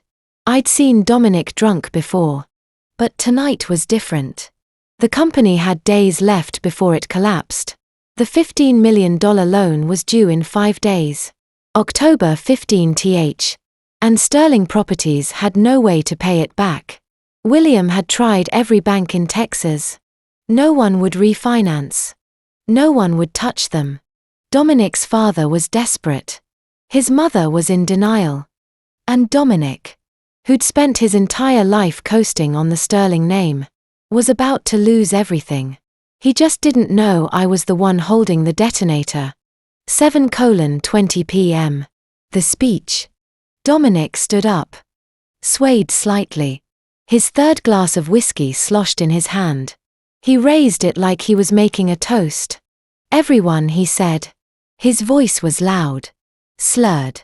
Let's be honest for once. He turned to face me. Pointed at me with the hand holding the glass. Whiskey spilled onto the tablecloth. My wife. Charlotte. The birthday girl. Victoria's smile froze. Dominic. Sit down. No. Mom. He said. They should know the truth. The patio went silent. 12 business partners. Adrian. Penelope. All eyes on me. I pulled out my phone. Calmly. Casually.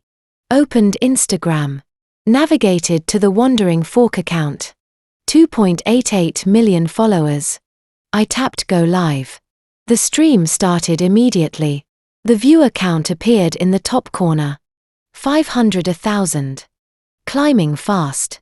I set the phone in the center of the table. Propped it against a wine bottle. Angled it perfectly toward Dominic. No one noticed.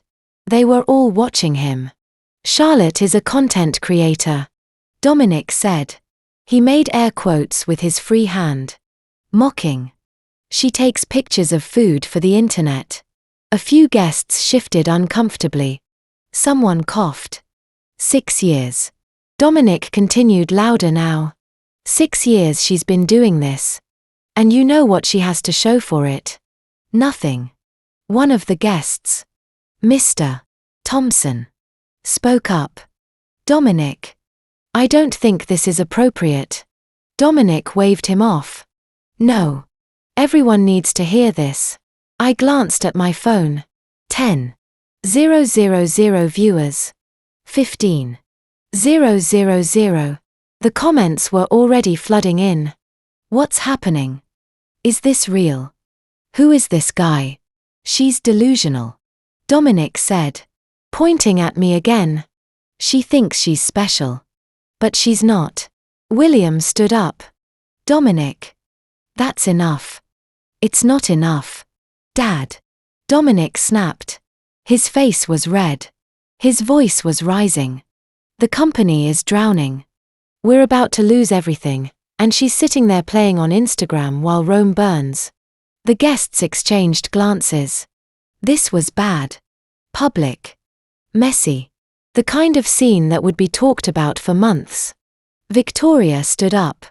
Her voice was quieter than Dominic's, but just as sharp. Dominic. Stop. You're drunk. She paused. Then turned to me. But to be fair. Charlotte.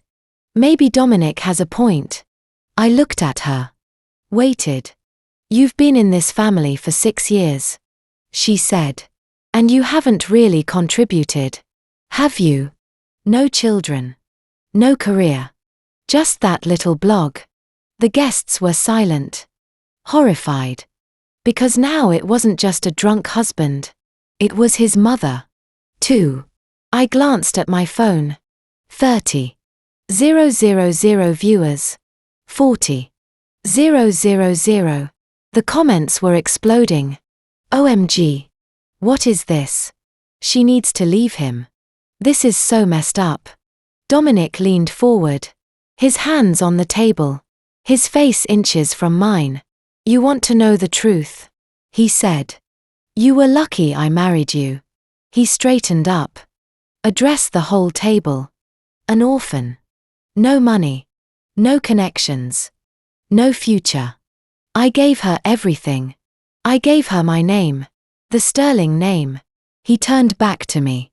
And what did you do? You embarrassed me with your little food photos and your pathetic blog that no one reads. I looked at my phone. 47,000 viewers. Is this abuse? Someone help her. Call the police. Dominic stepped closer. His voice dropped. Cold. Cruel. You know what the truth is. Charlotte. You think you're something. But you're not. You are always nothing. And you'll die being nothing. Gasps around the table. Even the business partners were uncomfortable now. Dominic wasn't done. He leaned in. His breath reeked of whiskey. I gave you everything, he said. And you gave me nothing. No support. No success. Not even a damn child. Victoria gasped. Dominic. Stop now. But he didn't stop. He was spiraling out of control. I stood up slowly. Calmly. Picked up my phone. And turned the screen toward him. 52,000 viewers. Are you done? I asked. My voice was steady. Clear. He blinked. Stared at the screen. Confused. I asked if you're done. I said. Because 2.8 million people just watched you call me a failure. His face went white. We're live. I said. I turned the phone toward the guests. Showed them the screen. Right now on Instagram. 60,000 people are watching this. The comments were a blur. Divorce him. Monster. She deserves better. This is going viral. Dominic lunged for the phone. Turn it off. Turn it off right now. I pulled it back. No. I dialed Nah. Put it on speaker. Her voice came through immediately. Is it time? Bring her here. I said. I hung up. William stood up. His face pale. What helicopter? Charlotte. What are you talking about? Penelope was staring at her phone. Her eyes wide. This is trending. 65,000 people are watching. It's everywhere. Dominic grabbed my arm hard. What did you do? I yanked my arm away. Don't touch me. You've touched me for the last time. And then we heard it. A low thumping sound. Faint in the distance. Everyone stopped. Looked around. What is that? Someone asked. The sound grew louder. Closer. Unmistakable. A helicopter. The guests stood up. Walked toward the edge of the patio. Stared up at the sky. The sound grew louder. The wind picked up. The trees swayed. And then it appeared over the treein. Lights flashing. A Bell 407. Descending toward the lawn. Is that a helicopter? Penelope said. The guests backed away as the helicopter descended. The wind whipped around us. Napkins flew off the table. Wine glasses tipped over. The helicopter touched down on the lawn. 50 feet from the patio. The rotors slowed but didn't stop. I picked up my phone. Looked at the screen. 75,000 viewers. 80,000. I held the phone up. Spoke directly into the camera. My name is Charlotte Bennett. I said. My voice clear. Strong. And for 6 years I've been called a failure by my husband. By his family. By everyone at this table. The wind from the helicopter blew my hair back. The noise was deafening. But tonight. I said. You're going to see who I really am. The door of the helicopter opened. Captain Reynolds stepped out and behind him. Patricia. Helping Evelyn down the steps. Dominic stared. What the hell is this? I looked at him. At Victoria. At William. At all of them. And I smiled. I've played my hand. I said. The noise grew louder.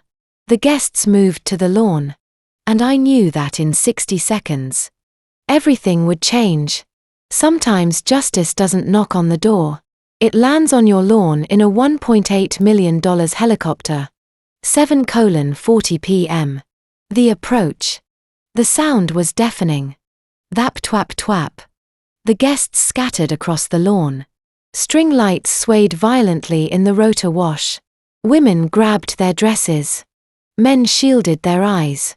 The Bell 407 appeared over the Trian. Black. Sleek. Spotlights blazing. It circled once low and slow before descending toward the lawn. William stared up at it. What the hell is this? I looked at him. Calm. Steady. Transportation. Dominic's eyes were wide. Who's mine? I said. 72 p.m. The landing. Captain Reynolds's voice crackled over the helicopter's external speaker. Sterling family requesting permission to land. I raised my hand. Waved him down. Permission granted. I said. The helicopter descended. Grass flattened beneath the rotors. Napkins and plates flew off the patio table.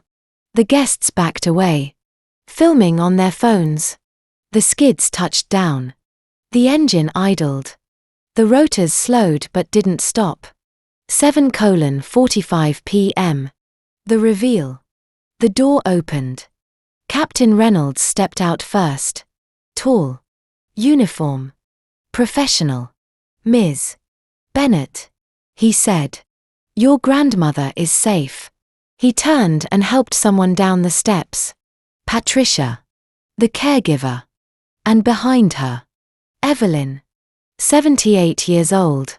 Confused but stable. Wrapped in a blanket. Victoria gasped. Evelyn. I walked toward the helicopter. Took Evelyn's hand. Hi. Grandma. I said. Ready for an adventure? She blinked at me. Adventure? Where are we?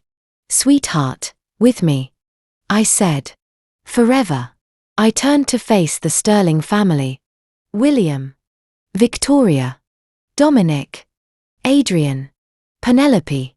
All of them standing there. Frozen. Staring. I have something I want to show you. I said. William's jaw tightened. Show us what? Get in the helicopter. I said. Victoria took a step back. Absolutely not. I cut her off. My voice firm. Final. Get in the helicopter now or I'll let your business partners see what happens next instead. I glanced at the 12 guests. All of them still filming. Still watching. William understood immediately. This wasn't a request. It was a command. And if he refused, it would be captured on camera. Shared. Talked about. A public humiliation worse than anything he could imagine. Fine. He said. Where are we going? You'll see. I said. 7:50 p.m. Boarding. I helped Evelyn into the helicopter first. Captain Reynolds secured her seat belt. Patricia sat beside her. William. Victoria. And I said. They climbed in. Sat in the middle row. Silent. Tense. Dominic. I said. He hesitated. Looked at me. For the first time all night. I saw fear in his eyes. I leaned close. Whispered. Let me show you who I really am. He climbed in. Adrienne and Penelope followed. They sat in the back row with me. Captain Reynolds closed the door. Handed out headsets. Everyone buckled. He asked. Nods around the cabin. He looked at me. Miss Bennett. Confirmed destination. Lake Travis Estate. I said. You know the coordinates. Copy that. He said. ETA 25 minutes. 7:55 p.m. Takeoff. The engine roared. The helicopter lifted off the lawn. The Sterling mansion grew smaller beneath us. The guests on the patio became tiny dots. We climbed higher. Higher until Austin spread out below us like a glowing grid. 8:00 p.m. The flight. We turned west. The helicopter banked smoothly. The Austin skyline stretched out to our right. Ladybird Lake reflected the city lights like a mirror. Inside the cabin, silence. Tense. Heavy. William's voice crackled through the headset. "Explain this now." "Soon," I said. Victoria leaned forward. "How do you have the money for a helicopter?" I didn't answer. Just looked out the window. Dominic's voice came through. Bitter. Angry. "This is insane." I turned to him.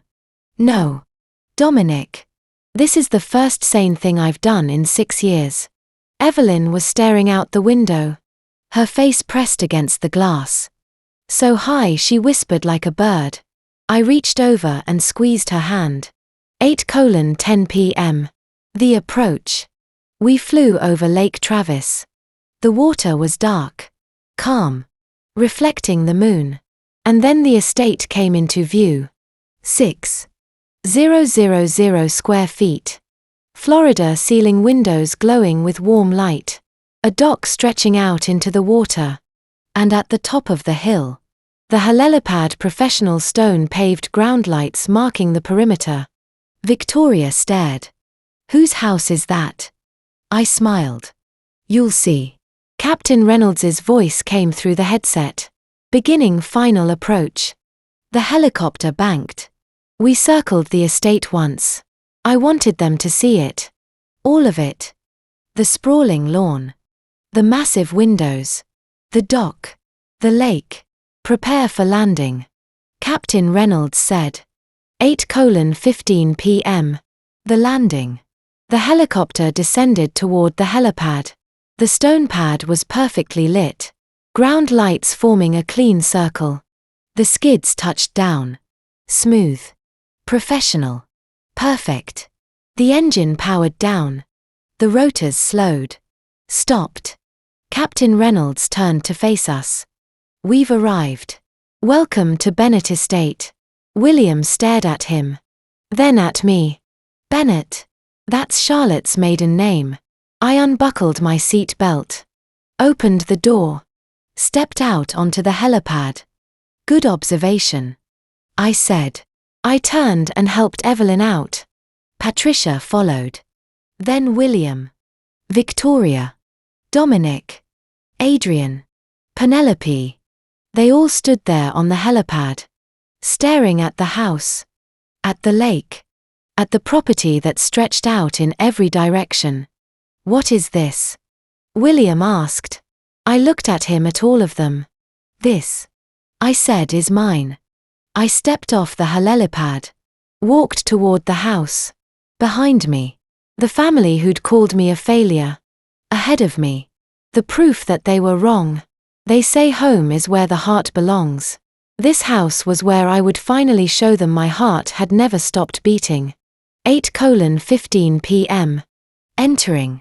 I helped Evelyn down from the helipad. Patricia supported her other arm.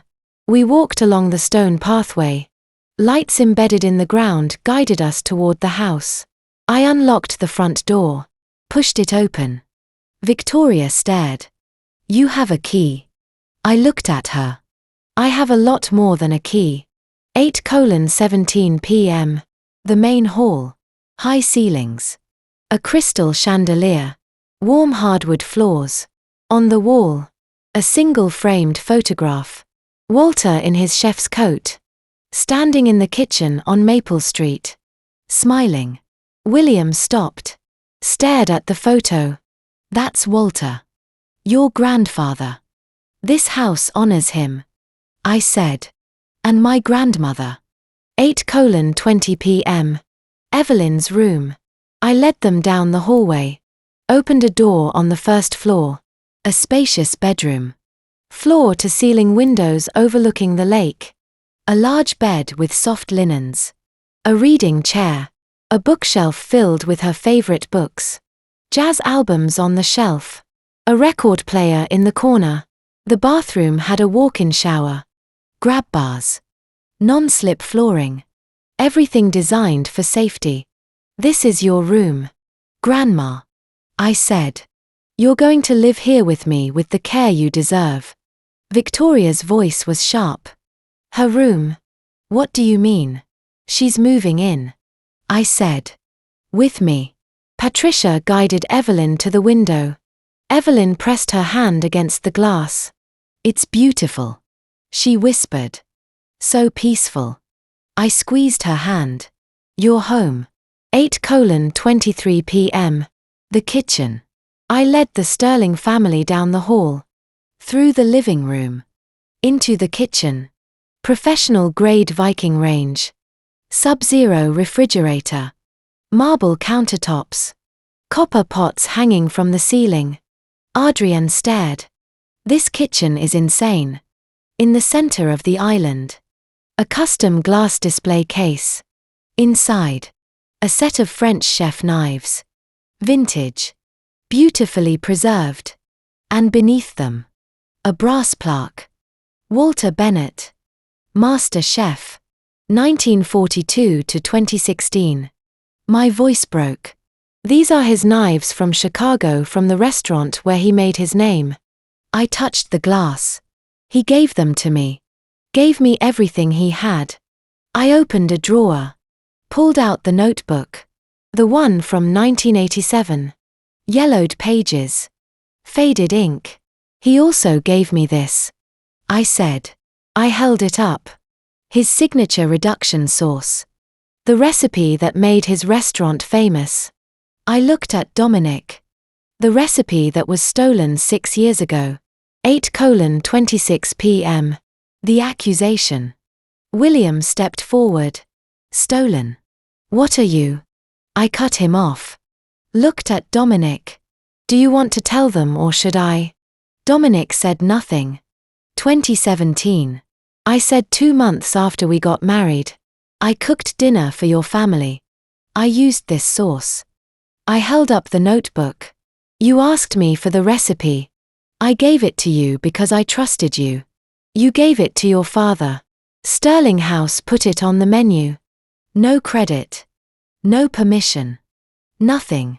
William's face went red. Wait a minute. The sauce saved your dying restaurant.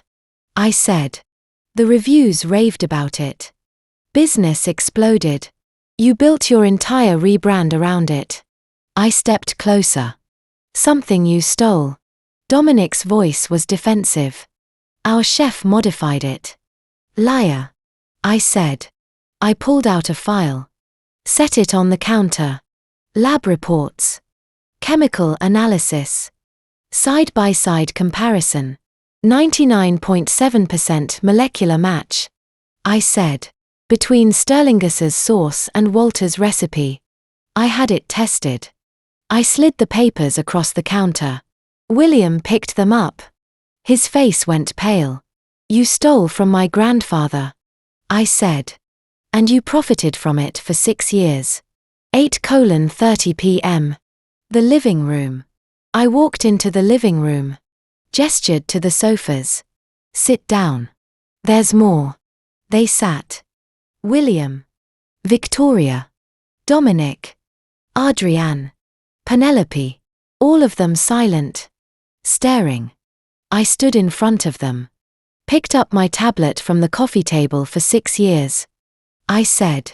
You called me a failure. Pathetic. Nothing. A joke. Dominic opened his mouth. I didn't. You've been saying it for years. I said. And tonight you said it in front of 12 witnesses and 2.8 million people online. I held up my phone. The live stream was still running. 89,000 viewers. Penelope checked her phone. Her eyes went wide. She's right. This is everywhere. Twitter. TikTok. Instagram. 8:32 p.m. The first reveal. I tapped the tablet. The screen lit up. Instagram. The Wandering Fork. 2.8 million followers. A grid of photos. Gorgeous food. Perfectly styled. Every shot anonymous. No face. Just food and stories. Victoria leaned forward. I've heard of the Wandering Fork. That mysterious food account everyone talks about. I looked at her. I am the wandering fork. Silence. Penelope blinked. You're what? I've been running it for 8 years. I said I built it from nothing. I scrolled. Showed them the brand partnerships. KitchenAid. Lacroix. Williams-Sonoma. These companies pay me between $500,000 and $1 million per partnership. I said 8:34 p.m. They start to understand. Adrienne shook her head. That's not possible. I scrolled to the next image. My cookbook. The cover. The Wandering Fork. Recipes for Restless Souls. Amazon #1 bestseller. $100,000 copies sold. I said $1.2 million in royalties in the first year alone. William stared at the screen. You wrote a bestseller. I scrolled again. The Wandering Fork Culinary Academy. Over 25,000 students enrolled. My online courses. I said. $297 per course. Do the math. Dominic pulled out his phone. Typed into the calculator. His face went white. That's $7.40 million. He said. I nodded. Just from the academy. There's more. I scrolled.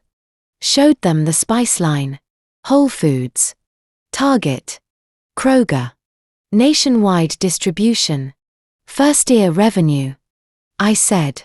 $1.80 million. Victoria's hand went to her mouth. I scrolled. Showed them the restaurants. 3 of them. Dallas. Houston. San Antonio. I own 60% of each. I said. Annual revenue per restaurant over $2 million. William stood up. This can't be real. I looked at him. It's very real. I set the tablet down. Looked at all of them. My net worth on. I said. Is $38.50 million. The room went silent. Dominic stared at me. You're lying. I picked up my phone. Pulled up my banking app. Showed him the screen. He went pale. But I'm not done. I said. The money is just the beginning. What comes next will destroy you. They thought I was playing around with Instagram. I was building an empire. 8:35 p.m. The 3 restaurants. I scrolled to the next image on the tablet. A sleek modern restaurant. Florida ceiling windows. A packed dining room. The logo. Ember and Oak Dallas. I own 60% of this restaurant. I said under an anonymous name. I scrolled again. The Wandering Table Houston. Another scroll. Provisions San Antonio. Combined. I said. These 3 restaurants generate $6 million in annual revenue. My share is $3.60, $6 million per year. William stared at the screen. You owned 3 restaurants. While you were sleeping. I said. I was working 11 p.m. to 3:00 a.m. every night for years. 8:38 p.m. The spice line. I scrolled again. A photo of grocery store shelves. Rows of spice jars. The label. Wandering Fork Spice Blends. My spice line. I said. Nationwide distribution. Whole Foods. Target. Kroger. 500,000 units sold per year. $2 million in revenue. Penelope leaned forward. I think I've seen those. They're in your kitchen. I said. You've been using them. You just never thanked me. 8:40 p.m. The total. I pulled up a spreadsheet. Displayed it on the screen. Restaurants. $9 million. Academy. $12 million. Brand contracts $8 million. Investments $6 million. Cash reserves $3.50 million. Total net worth $38.50 million. The room went silent. Victoria's voice was barely a whisper. 38 million. 38.5 million. I said, to be exact. I looked around the room at the furniture. At the house. At the life I'd built. In the house I bought with my money. I said. Sitting on furniture I paid for. I looked at Dominic. Who's the failure now? 8:42 p.m. Dominic's denial. Dominic stood up. His face red. This is fake. Photoshopped. You're lying. I pulled out my phone. Opened my banking app. Chase private client. And held the screen toward him. Account balance $3,487. 39218. His face went pale. Want me to refresh the page? I asked. Watch it increase. I stepped closer to him.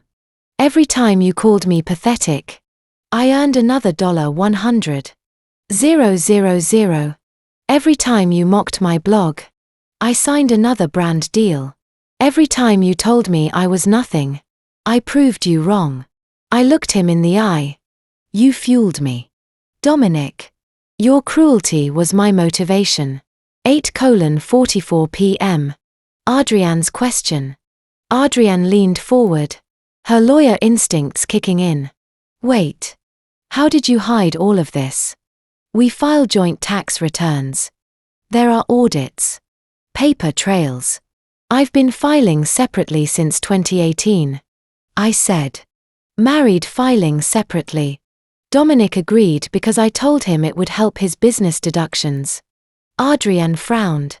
But transactions this large flow through a network of limited liability companies and an irrevocable trust. I said. Everything is legal. Everything is fully taxed. I have forensic accountants. Tax attorneys. A Big Four accounting firm handles my returns. William's voice was sharp. You set up shell companies. They're legitimate business entities. I said. The same structure you use for sterling properties. Nothing illegal. Just strategic. Adrian stared at me. Then at her phone. Then back at me. This is actually very sophisticated. 8:46 p.m. Sterling House. I scrolled to another image. The Sterling House logo. The restaurant William and Victoria had built. The one Dominic had tried to save. Remember this? I asked. William's jaw tightened. What about it? The restaurant that was saved by my grandfather's stolen recipe? I said. I could sue you for intellectual property theft. I have the evidence. The lab analysis. The affidavit. The notebook. I paused. But I have a better solution. I pulled up a document. A shareholder registry.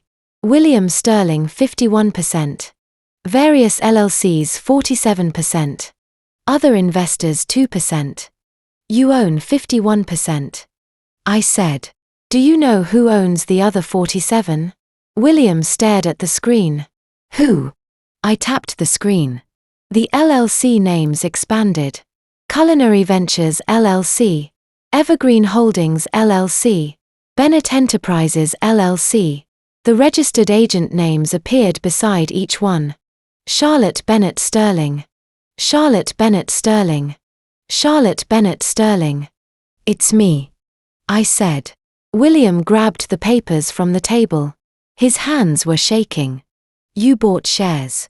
8:48 p.m. The acquisition strategy over 3 years.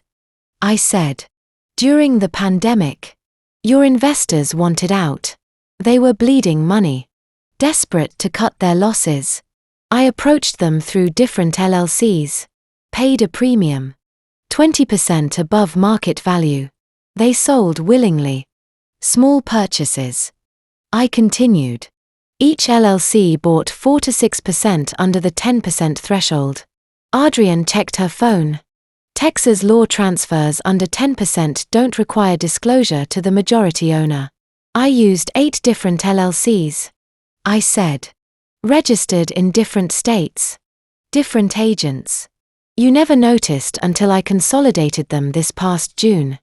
William's voice was.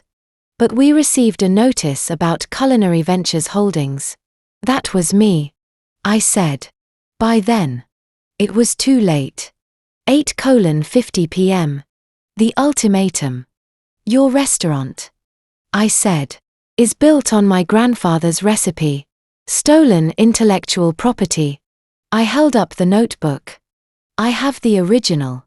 I have DNA evidence proving a 99.7% match. I have my grandmother's signed affidavit. I have lab analysis. And I have Dominic's admission on livestream in front of 89,000 people. Adrian's face went pale. Texas law, I said, allows a minority shareholder to force a buyout in cases of intellectual property theft. I looked at William. I could sue. I would win. And I would take your restaurant. I paused. Or you voluntarily transfer an additional 4% to me, making me the majority owner at 51%. William's mouth opened. No sound came out. You keep 47%. I said. You can continue working there if you want. But I control it. And I restore my grandfather's name. I pulled up another image. A mock-up of a menu at the top. Walter Bennett Signature Reduction Sauce. That's what it will be called. I said. William's voice was sharp. You're blackmailing us. I'm offering you a choice. I said. Litigation and public humiliation or a quiet transfer. I looked at all of them. If I sue, the headline will be Sterling family stole recipe from deceased chef. Your reputation will be destroyed. Your business partners will leave. Your investors will pull out. Everything you've built will collapse. Victoria looked at William. Her voice was quiet. She has us. Adrian nodded. Legally. She's right. I looked at William. I will get justice for my grandfather one way or another. The room was silent. I picked up the tablet. But the restaurant is just one piece. What I'm about to say next will upend your entire world. The live stream counter blinked past 120,000 viewers when I turned back to face the Sterling family. William's face had gone from flushed red to an alarming shade of purple. Victoria clutched the edge of the mahogany table as if it might anchor her to reality. Adrian stared at her phone screen, refreshing my Instagram page over and over her mouth, opening and closing like a fish, gasping for air. Penelope had her hand pressed against her chest, breathing in short, panicked bursts. But Dominic looked like a man watching his entire world collapse in real time. You're lying. His voice cracked on the second word. You don't have that kind of money. You can't what? I interrupted, my voice steady and calm. Can't have built something without you knowing. Can't have earned $38.5 million while you called me pathetic. Can't have quietly acquired enough leverage to destroy everything you've ever cared about. I pulled my phone from my clutch and opened my banking app. The screen glowed in the dim dining room light as I held it up for everyone to see. The balance read $3,487. 39218. That's just one account. I said quietly. The liquid cash I keep on hand. The rest is tied up in LLCs, trust funds, real estate, intellectual property, and investment portfolios managed by a team of CPAs.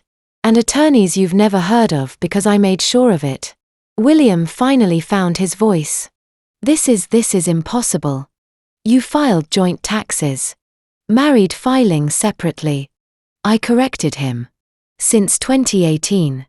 Dominic signed off on it every year because his accountant told him it would give him better business deductions. He never read the fine print. None of you did. Adrian's voice was barely a whisper. You hid all of this for 6 years. I didn't hide it. I said. Meeting her eyes. I built it in plain sight. Every insult you threw at me. Every snide comment about my little blog. Every time you told me I was wasting my time. I was earning another $100,000. Every family dinner where you made me feel small. I was signing another brand deal. Every night Dominic told me I was worthless. I was teaching another 1,000 students in my online academy. I turned to Victoria, whose hands were trembling on the table. You asked me once when I was going to give up the blog and focus on being a real sterling wife. Do you remember that? She nodded mutely. That was November 2018. The month I signed my first six-figure brand partnership. I smiled and said I'd think about it. Then I went home and put every dollar into an irrevocable trust that Dominic's name will never touch. William slammed his fist on the table. Enough. Enough of this theater so you have money. Congratulations. That doesn't give you the right to humiliate my family in front of, he gestured wildly at my phone. The entire internet. You're right. I said softly. The money alone doesn't give me that right. I reached into my clutch again and pulled out a slim black folder. I placed it on the table between us, letting the silence stretch as every pair of eyes locked onto it. Sterling Properties. I said. Your real estate development company. Your family legacy. The empire your grandfather built in 1957 and your father expanded through the 80s and 90s. The business that's been the cornerstone of the Sterling name for 3 generations. William's jaw tightened. What about it? 2 years ago. You needed capital for the Riverside Tower project. Remember the 20-story luxury development on the edge of downtown Austin? The banks wouldn't loan you the full amount because your debt-to-equity ratio was too high. You were leveraged to the ceiling on other projects, and after the pandemic, lenders got nervous. William's face went pale. So you went to a private equity firm. I continued. Evergreen Capital Management. They loaned you $15 million at 18% annual interest over a 24-month term. The contract stipulated that if you defaulted, they had the right to convert the debt into equity.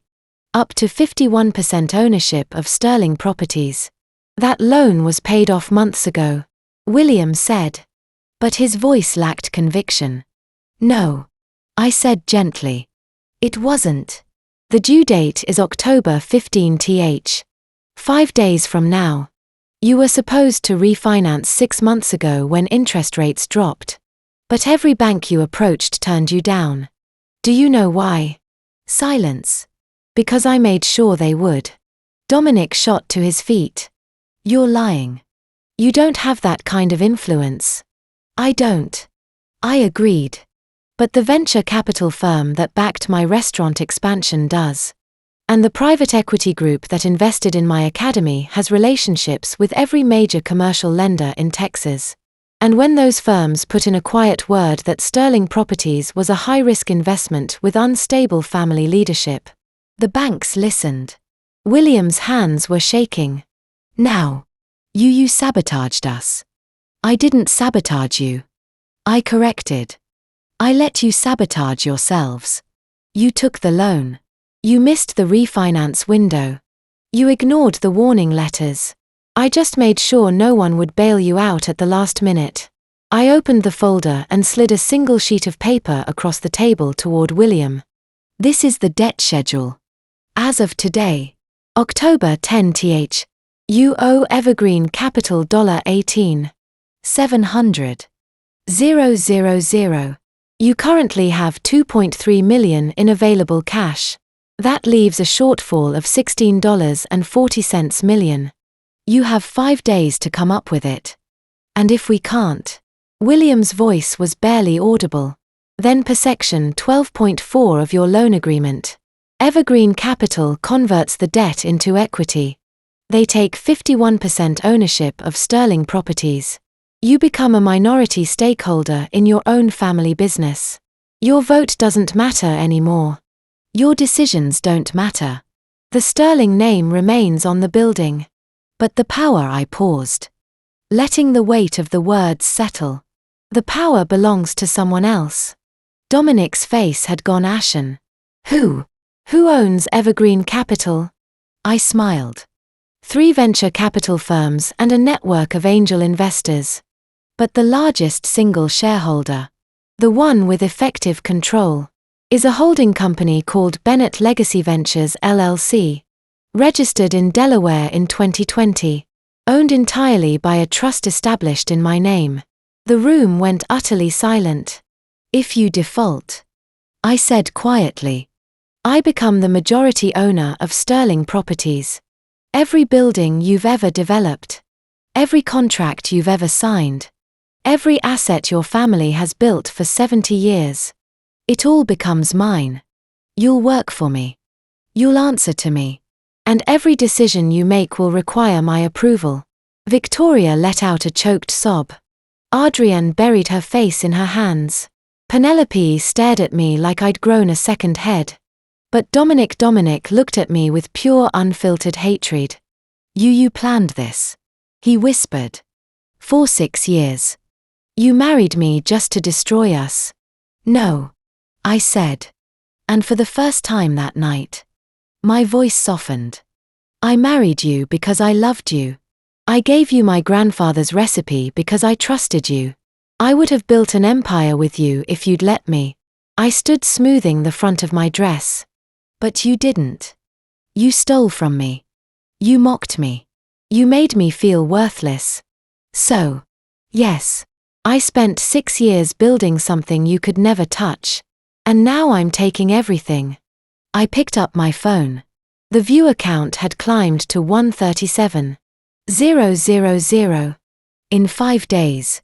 Sterling Properties will be mine. Sterling House Restaurant is already 47% mine. And I have legal grounds to force a buyout. Your empire. Your legacy. Your name. It all crumbles. Starting October 16th, I turned toward the door, my heels clicking on the marble floor. But I have one more secret, I said over my shoulder. That will make Dominic's nightmare perfect. And I walked out of the Sterling mansion for the last time, leaving them in the ruins of everything they thought they owned. The live stream counter blinked past 145,000 viewers when Dominic's desperate voice cut through the silence. Wait. We're married.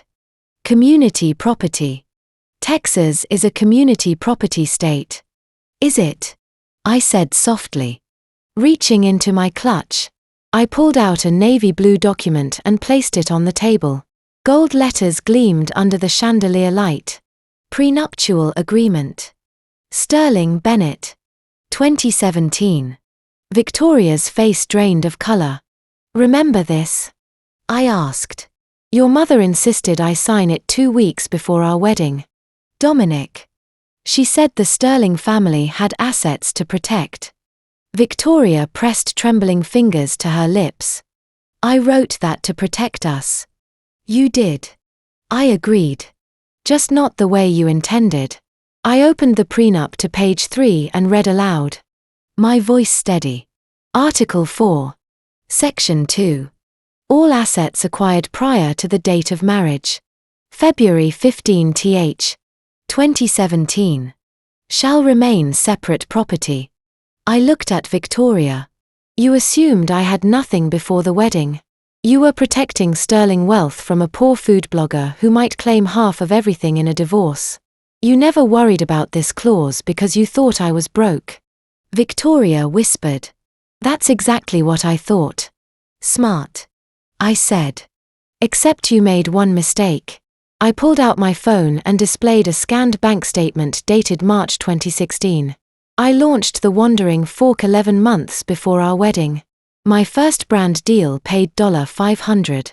By June 2016, I earned $2,000 per sponsored post.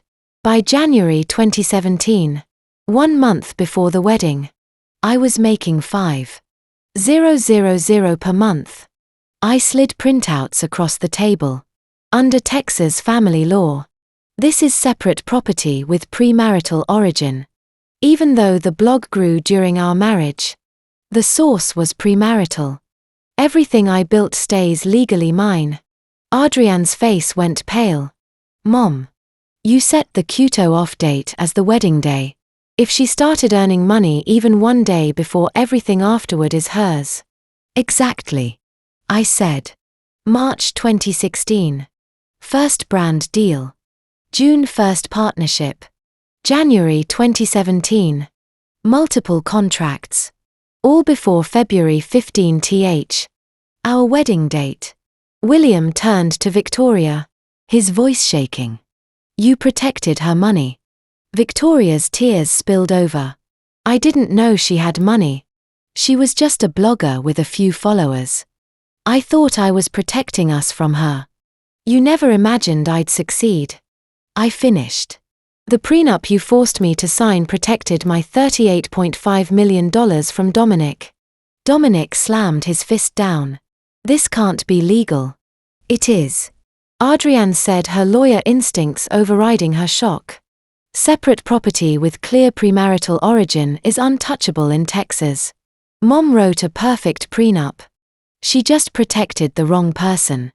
I looked at Victoria. I don't blame you. You were protecting your family. You just didn't think I deserve protection. 2. Victoria buried her face in her hands. I underestimated you. We all did. Yes. I said quietly. You did. I pulled a manila envelope from my bag and removed 3 8x10 photographs. Dominic. There's one more thing. The first photo showed Dominic and a young woman entering a hotel lobby. Timestamp July 15th. 2024. Recognize her? I asked. Adrian gasped. That's Jessica from my law firm. She's a junior associate. The second photo showed them kissing at a hotel bar. The third showed them entering a room together. 3 months ago. The Driscoll Hotel. There were more photos. Different dates. Same woman. Dominic's voice was strangled. Where did you? I hired a private investigator last October. When you started coming home at 2:00 a.m. Smelling like someone else's perfume. Victoria whirled on Dominic. You cheated on her after everything. Mom. I can explain. Don't. I interrupted. I flipped to page 7 of the prenup. Article 8. Infidelity clause. In the event of proven adultery, the offending party forfeits all rights to spousal support and inheritance from family trusts. I met Victoria's horrified gaze. That clause was your idea. You wanted to protect Dominic from gold diggers. But he broke it. Not me. I turned to William. Under the prenup, Dominic loses his inheritance from the Sterling family trust. Adrian's whisper was barely audible. That trust is worth $12 million. Dominic was set to inherit $4 million. Was I corrected? Adultery voids that right. Legally binding. William stared at his son.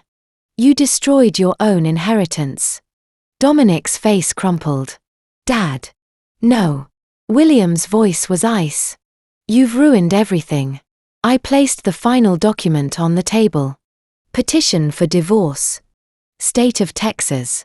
Already filed out and signed by my attorney. I slid it toward Dominic.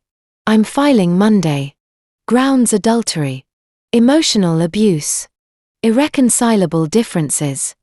With this evidence, it'll be fast and uncontested. I leaned forward. You'll sign because if you fight, all of this becomes public court record. The affair. The stolen recipe. The company collapse. Sign quietly. I'll keep details private. Fight me and I bury you. Dominic stared at the papers, hands shaking. I used to love you, he whispered. No, I said softly. You loved controlling me. But I was never yours to control. A frail voice spoke from the corner. Charlie. We all turned. Evelyn sat in her wheelchair, eyes clear and focused. A rare lucid moment piercing the Alzheimer's fog. Did you tell them about the house? I knelt beside her. Not yet. Grandma. Tell them. Walter wanted you to have it. I faced the family. 6 months ago. Grandma updated her will. The Hyde Park house where Walter taught me to cook. She left it to me. Victoria stood. Evelyn. You can't. I can. And I did. Evelyn said firmly. That house is worth $2.1 million now. It's Charlotte's. Along with Walter's life insurance. $300,000. I never touched. She squeezed my hand. The Starings never deserved you. Charlie. Walter and I always knew. This is your inheritance. Your birthright. She looked at Dominic. That man broke you. I may forget everything else. But I remember that. Her eyes clouded again. The moment passed. I held her hand. Tears streaming. William buried his face in his hands. I can't believe this. Victoria reached toward me. Charlotte. I'm so sorry. You should have seen it. I said. But you didn't want to. Adrian's voice cracked. I was cruel. I'm ashamed. You were. But you can do better. Teach your children differently. Penelope looked up from her phone. Tears falling. 200,000 people are watching. They're calling me a bully. They're right. Then change. I said gently. You're 29. It's not too late. I didn't do this for revenge. I said. I did this for justice. Justice for Walter, whose recipe was stolen. Justice for Evelyn, who deserves peace. Justice for myself. The woman told for 6 years she was worthless. I met each of their eyes. I'm not worthless. I never was. And anyone who's ever been told that. Remember tonight. Captain Reynolds is waiting to fly you back. I said. Your cars are at the mansion. Go home. William stood slowly. And Monday.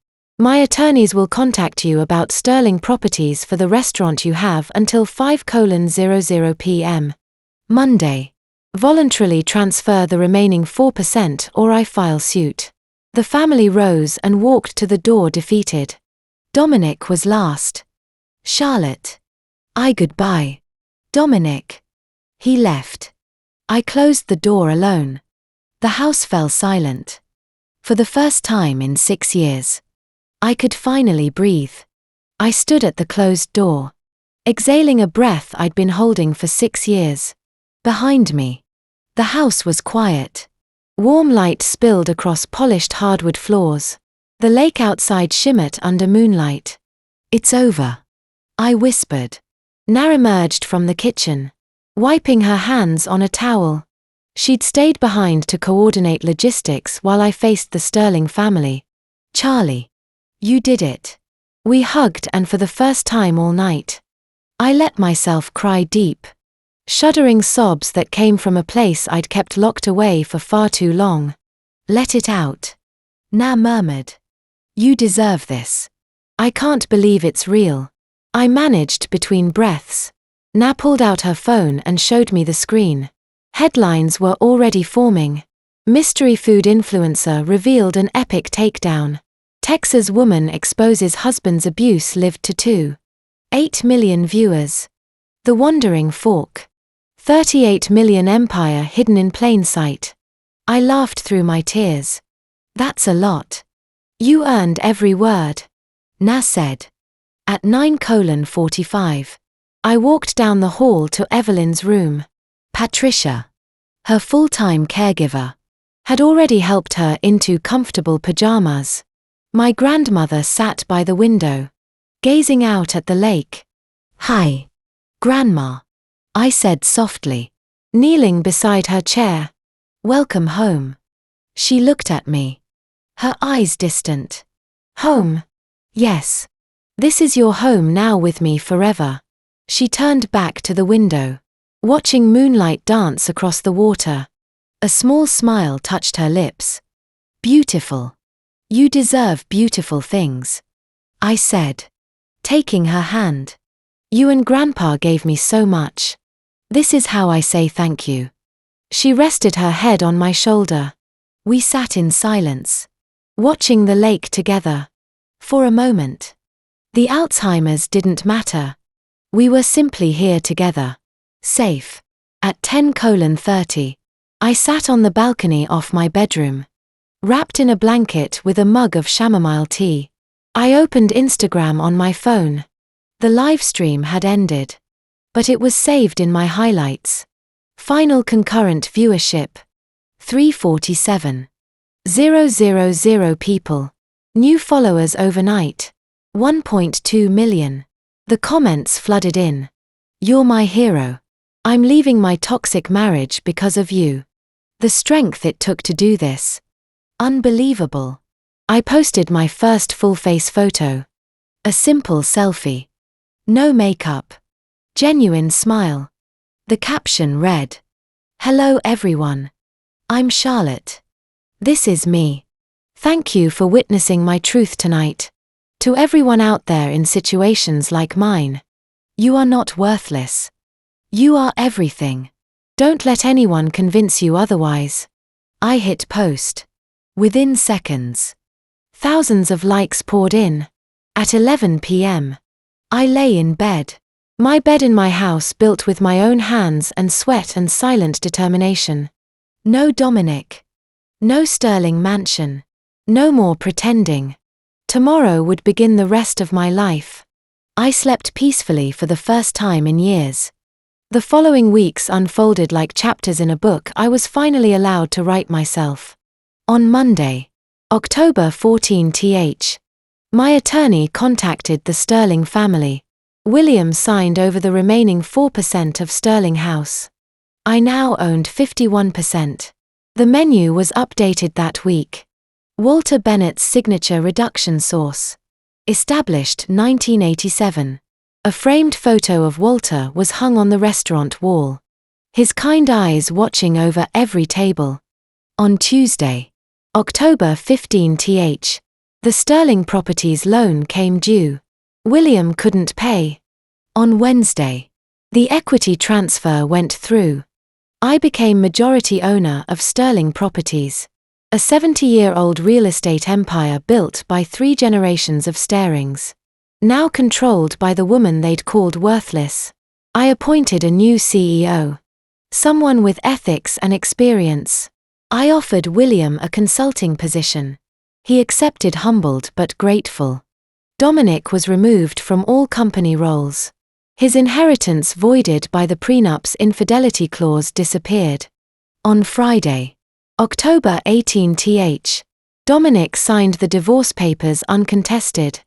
No spousal support. Clean severance. The second week, I did my first public interview with a major food magazine. For the first time, I showed my face as the wandering fork. The article was titled "The Woman Who Built an Empire in Silence."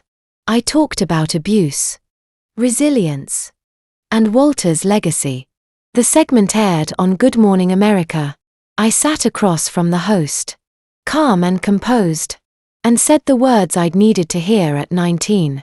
Your value is not determined by people who refuse to see it. You determine your own worth. The Wandering Fork's follower count climbed to 4.2 million. New brand deals worth $2 million were signed within days. A major publisher reached out about a memoir. I told them, maybe when I'm ready. Sterling House was booked solid for 3 months. Reviews mentioned the sauce. Incredible flavor. Knowing the story behind it makes it even better. By the 3rd week, Evelyn had settled beautifully into her new home. Her daily routine included watching the sunrise over the lake, breakfast in a sunlit room, afternoon naps, and evening music. Patricia and 2 rotating nurses provided 24-hour care. Evelyn had more lucid moments here. Maybe it was the peace. One morning, she said, "Walter would be so proud. I wish he could see this." I squeezed her hand. He does see it. Grandma. I feel him here. We looked at Walter's knives displayed under glass. Every time I cook, his with me. On Sundays, I established a new tradition. Captain Reynolds flew us over Austin in the Bell 407. Me, Evelyn, and sometimes Nina. We soared above the city. The hill country fields of wild flowers. Evelyn loved it. She clapped her hands and laughed like a child. During one flight, she pressed her face to the window and said, "I'm flying. Walter, I'm flying." I cried happy tears. This was why I'd done it all. By the 6th week, the Sterling family reached out. Victoria sent a long, sincere email. "I'm sorry." I replied briefly. "I forgive you. But I need distance. Maybe someday." Adrienne sent flowers with a note. "I'm teaching my daughters about respect because of you." Penelope deleted her Instagram and started therapy. Dominic moved to California, staying with a friend.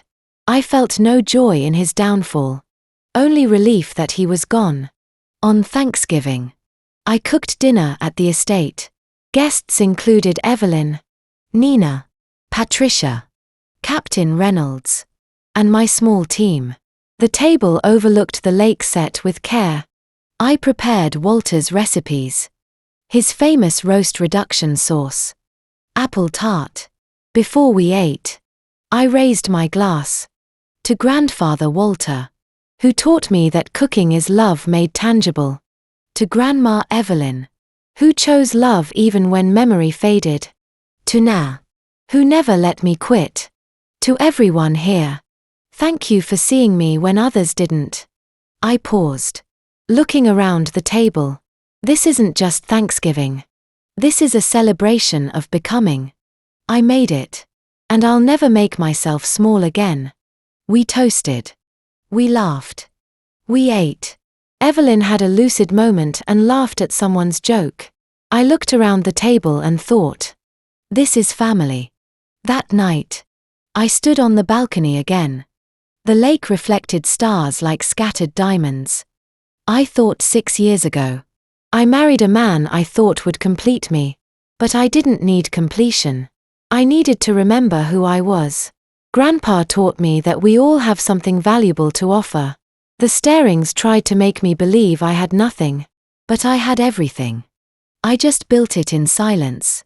They called me worthless. In front of millions. I proved them wrong. Not for revenge. For justice. For Walter. For Evelyn. For myself. And for everyone who's ever been told they're not enough. You are enough. You always were. Sometimes you just need to build your world on your own terms. This is my story. And it's only just beginning. I checked my phone one last time. An Instagram post from earlier showed Evelyn and me both laughing, the lake behind us. Caption home 2.1 million likes. The top pinned comment from a stranger. You saved my life. I'm leaving my abuser tomorrow. Thank you. I smiled and closed the phone. I stepped inside. The house was warm. Glowing. Evelyn slept peacefully in her room. I walked to the kitchen and began prepping content for tomorrow because the work continues. But now on my terms. The story isn't over. It's only just begun. And to you listening to this story, remember this. I didn't build my empire alone. God gave me strength when I had nothing left. God placed people like Na and Walter in my path when I needed them most. And God reminded me, even in my darkest moments, that my worth was never defined by those who couldn't see it. Looking back, I see the mistakes I made. I stayed silent too long. I gave trust to someone who didn't deserve it.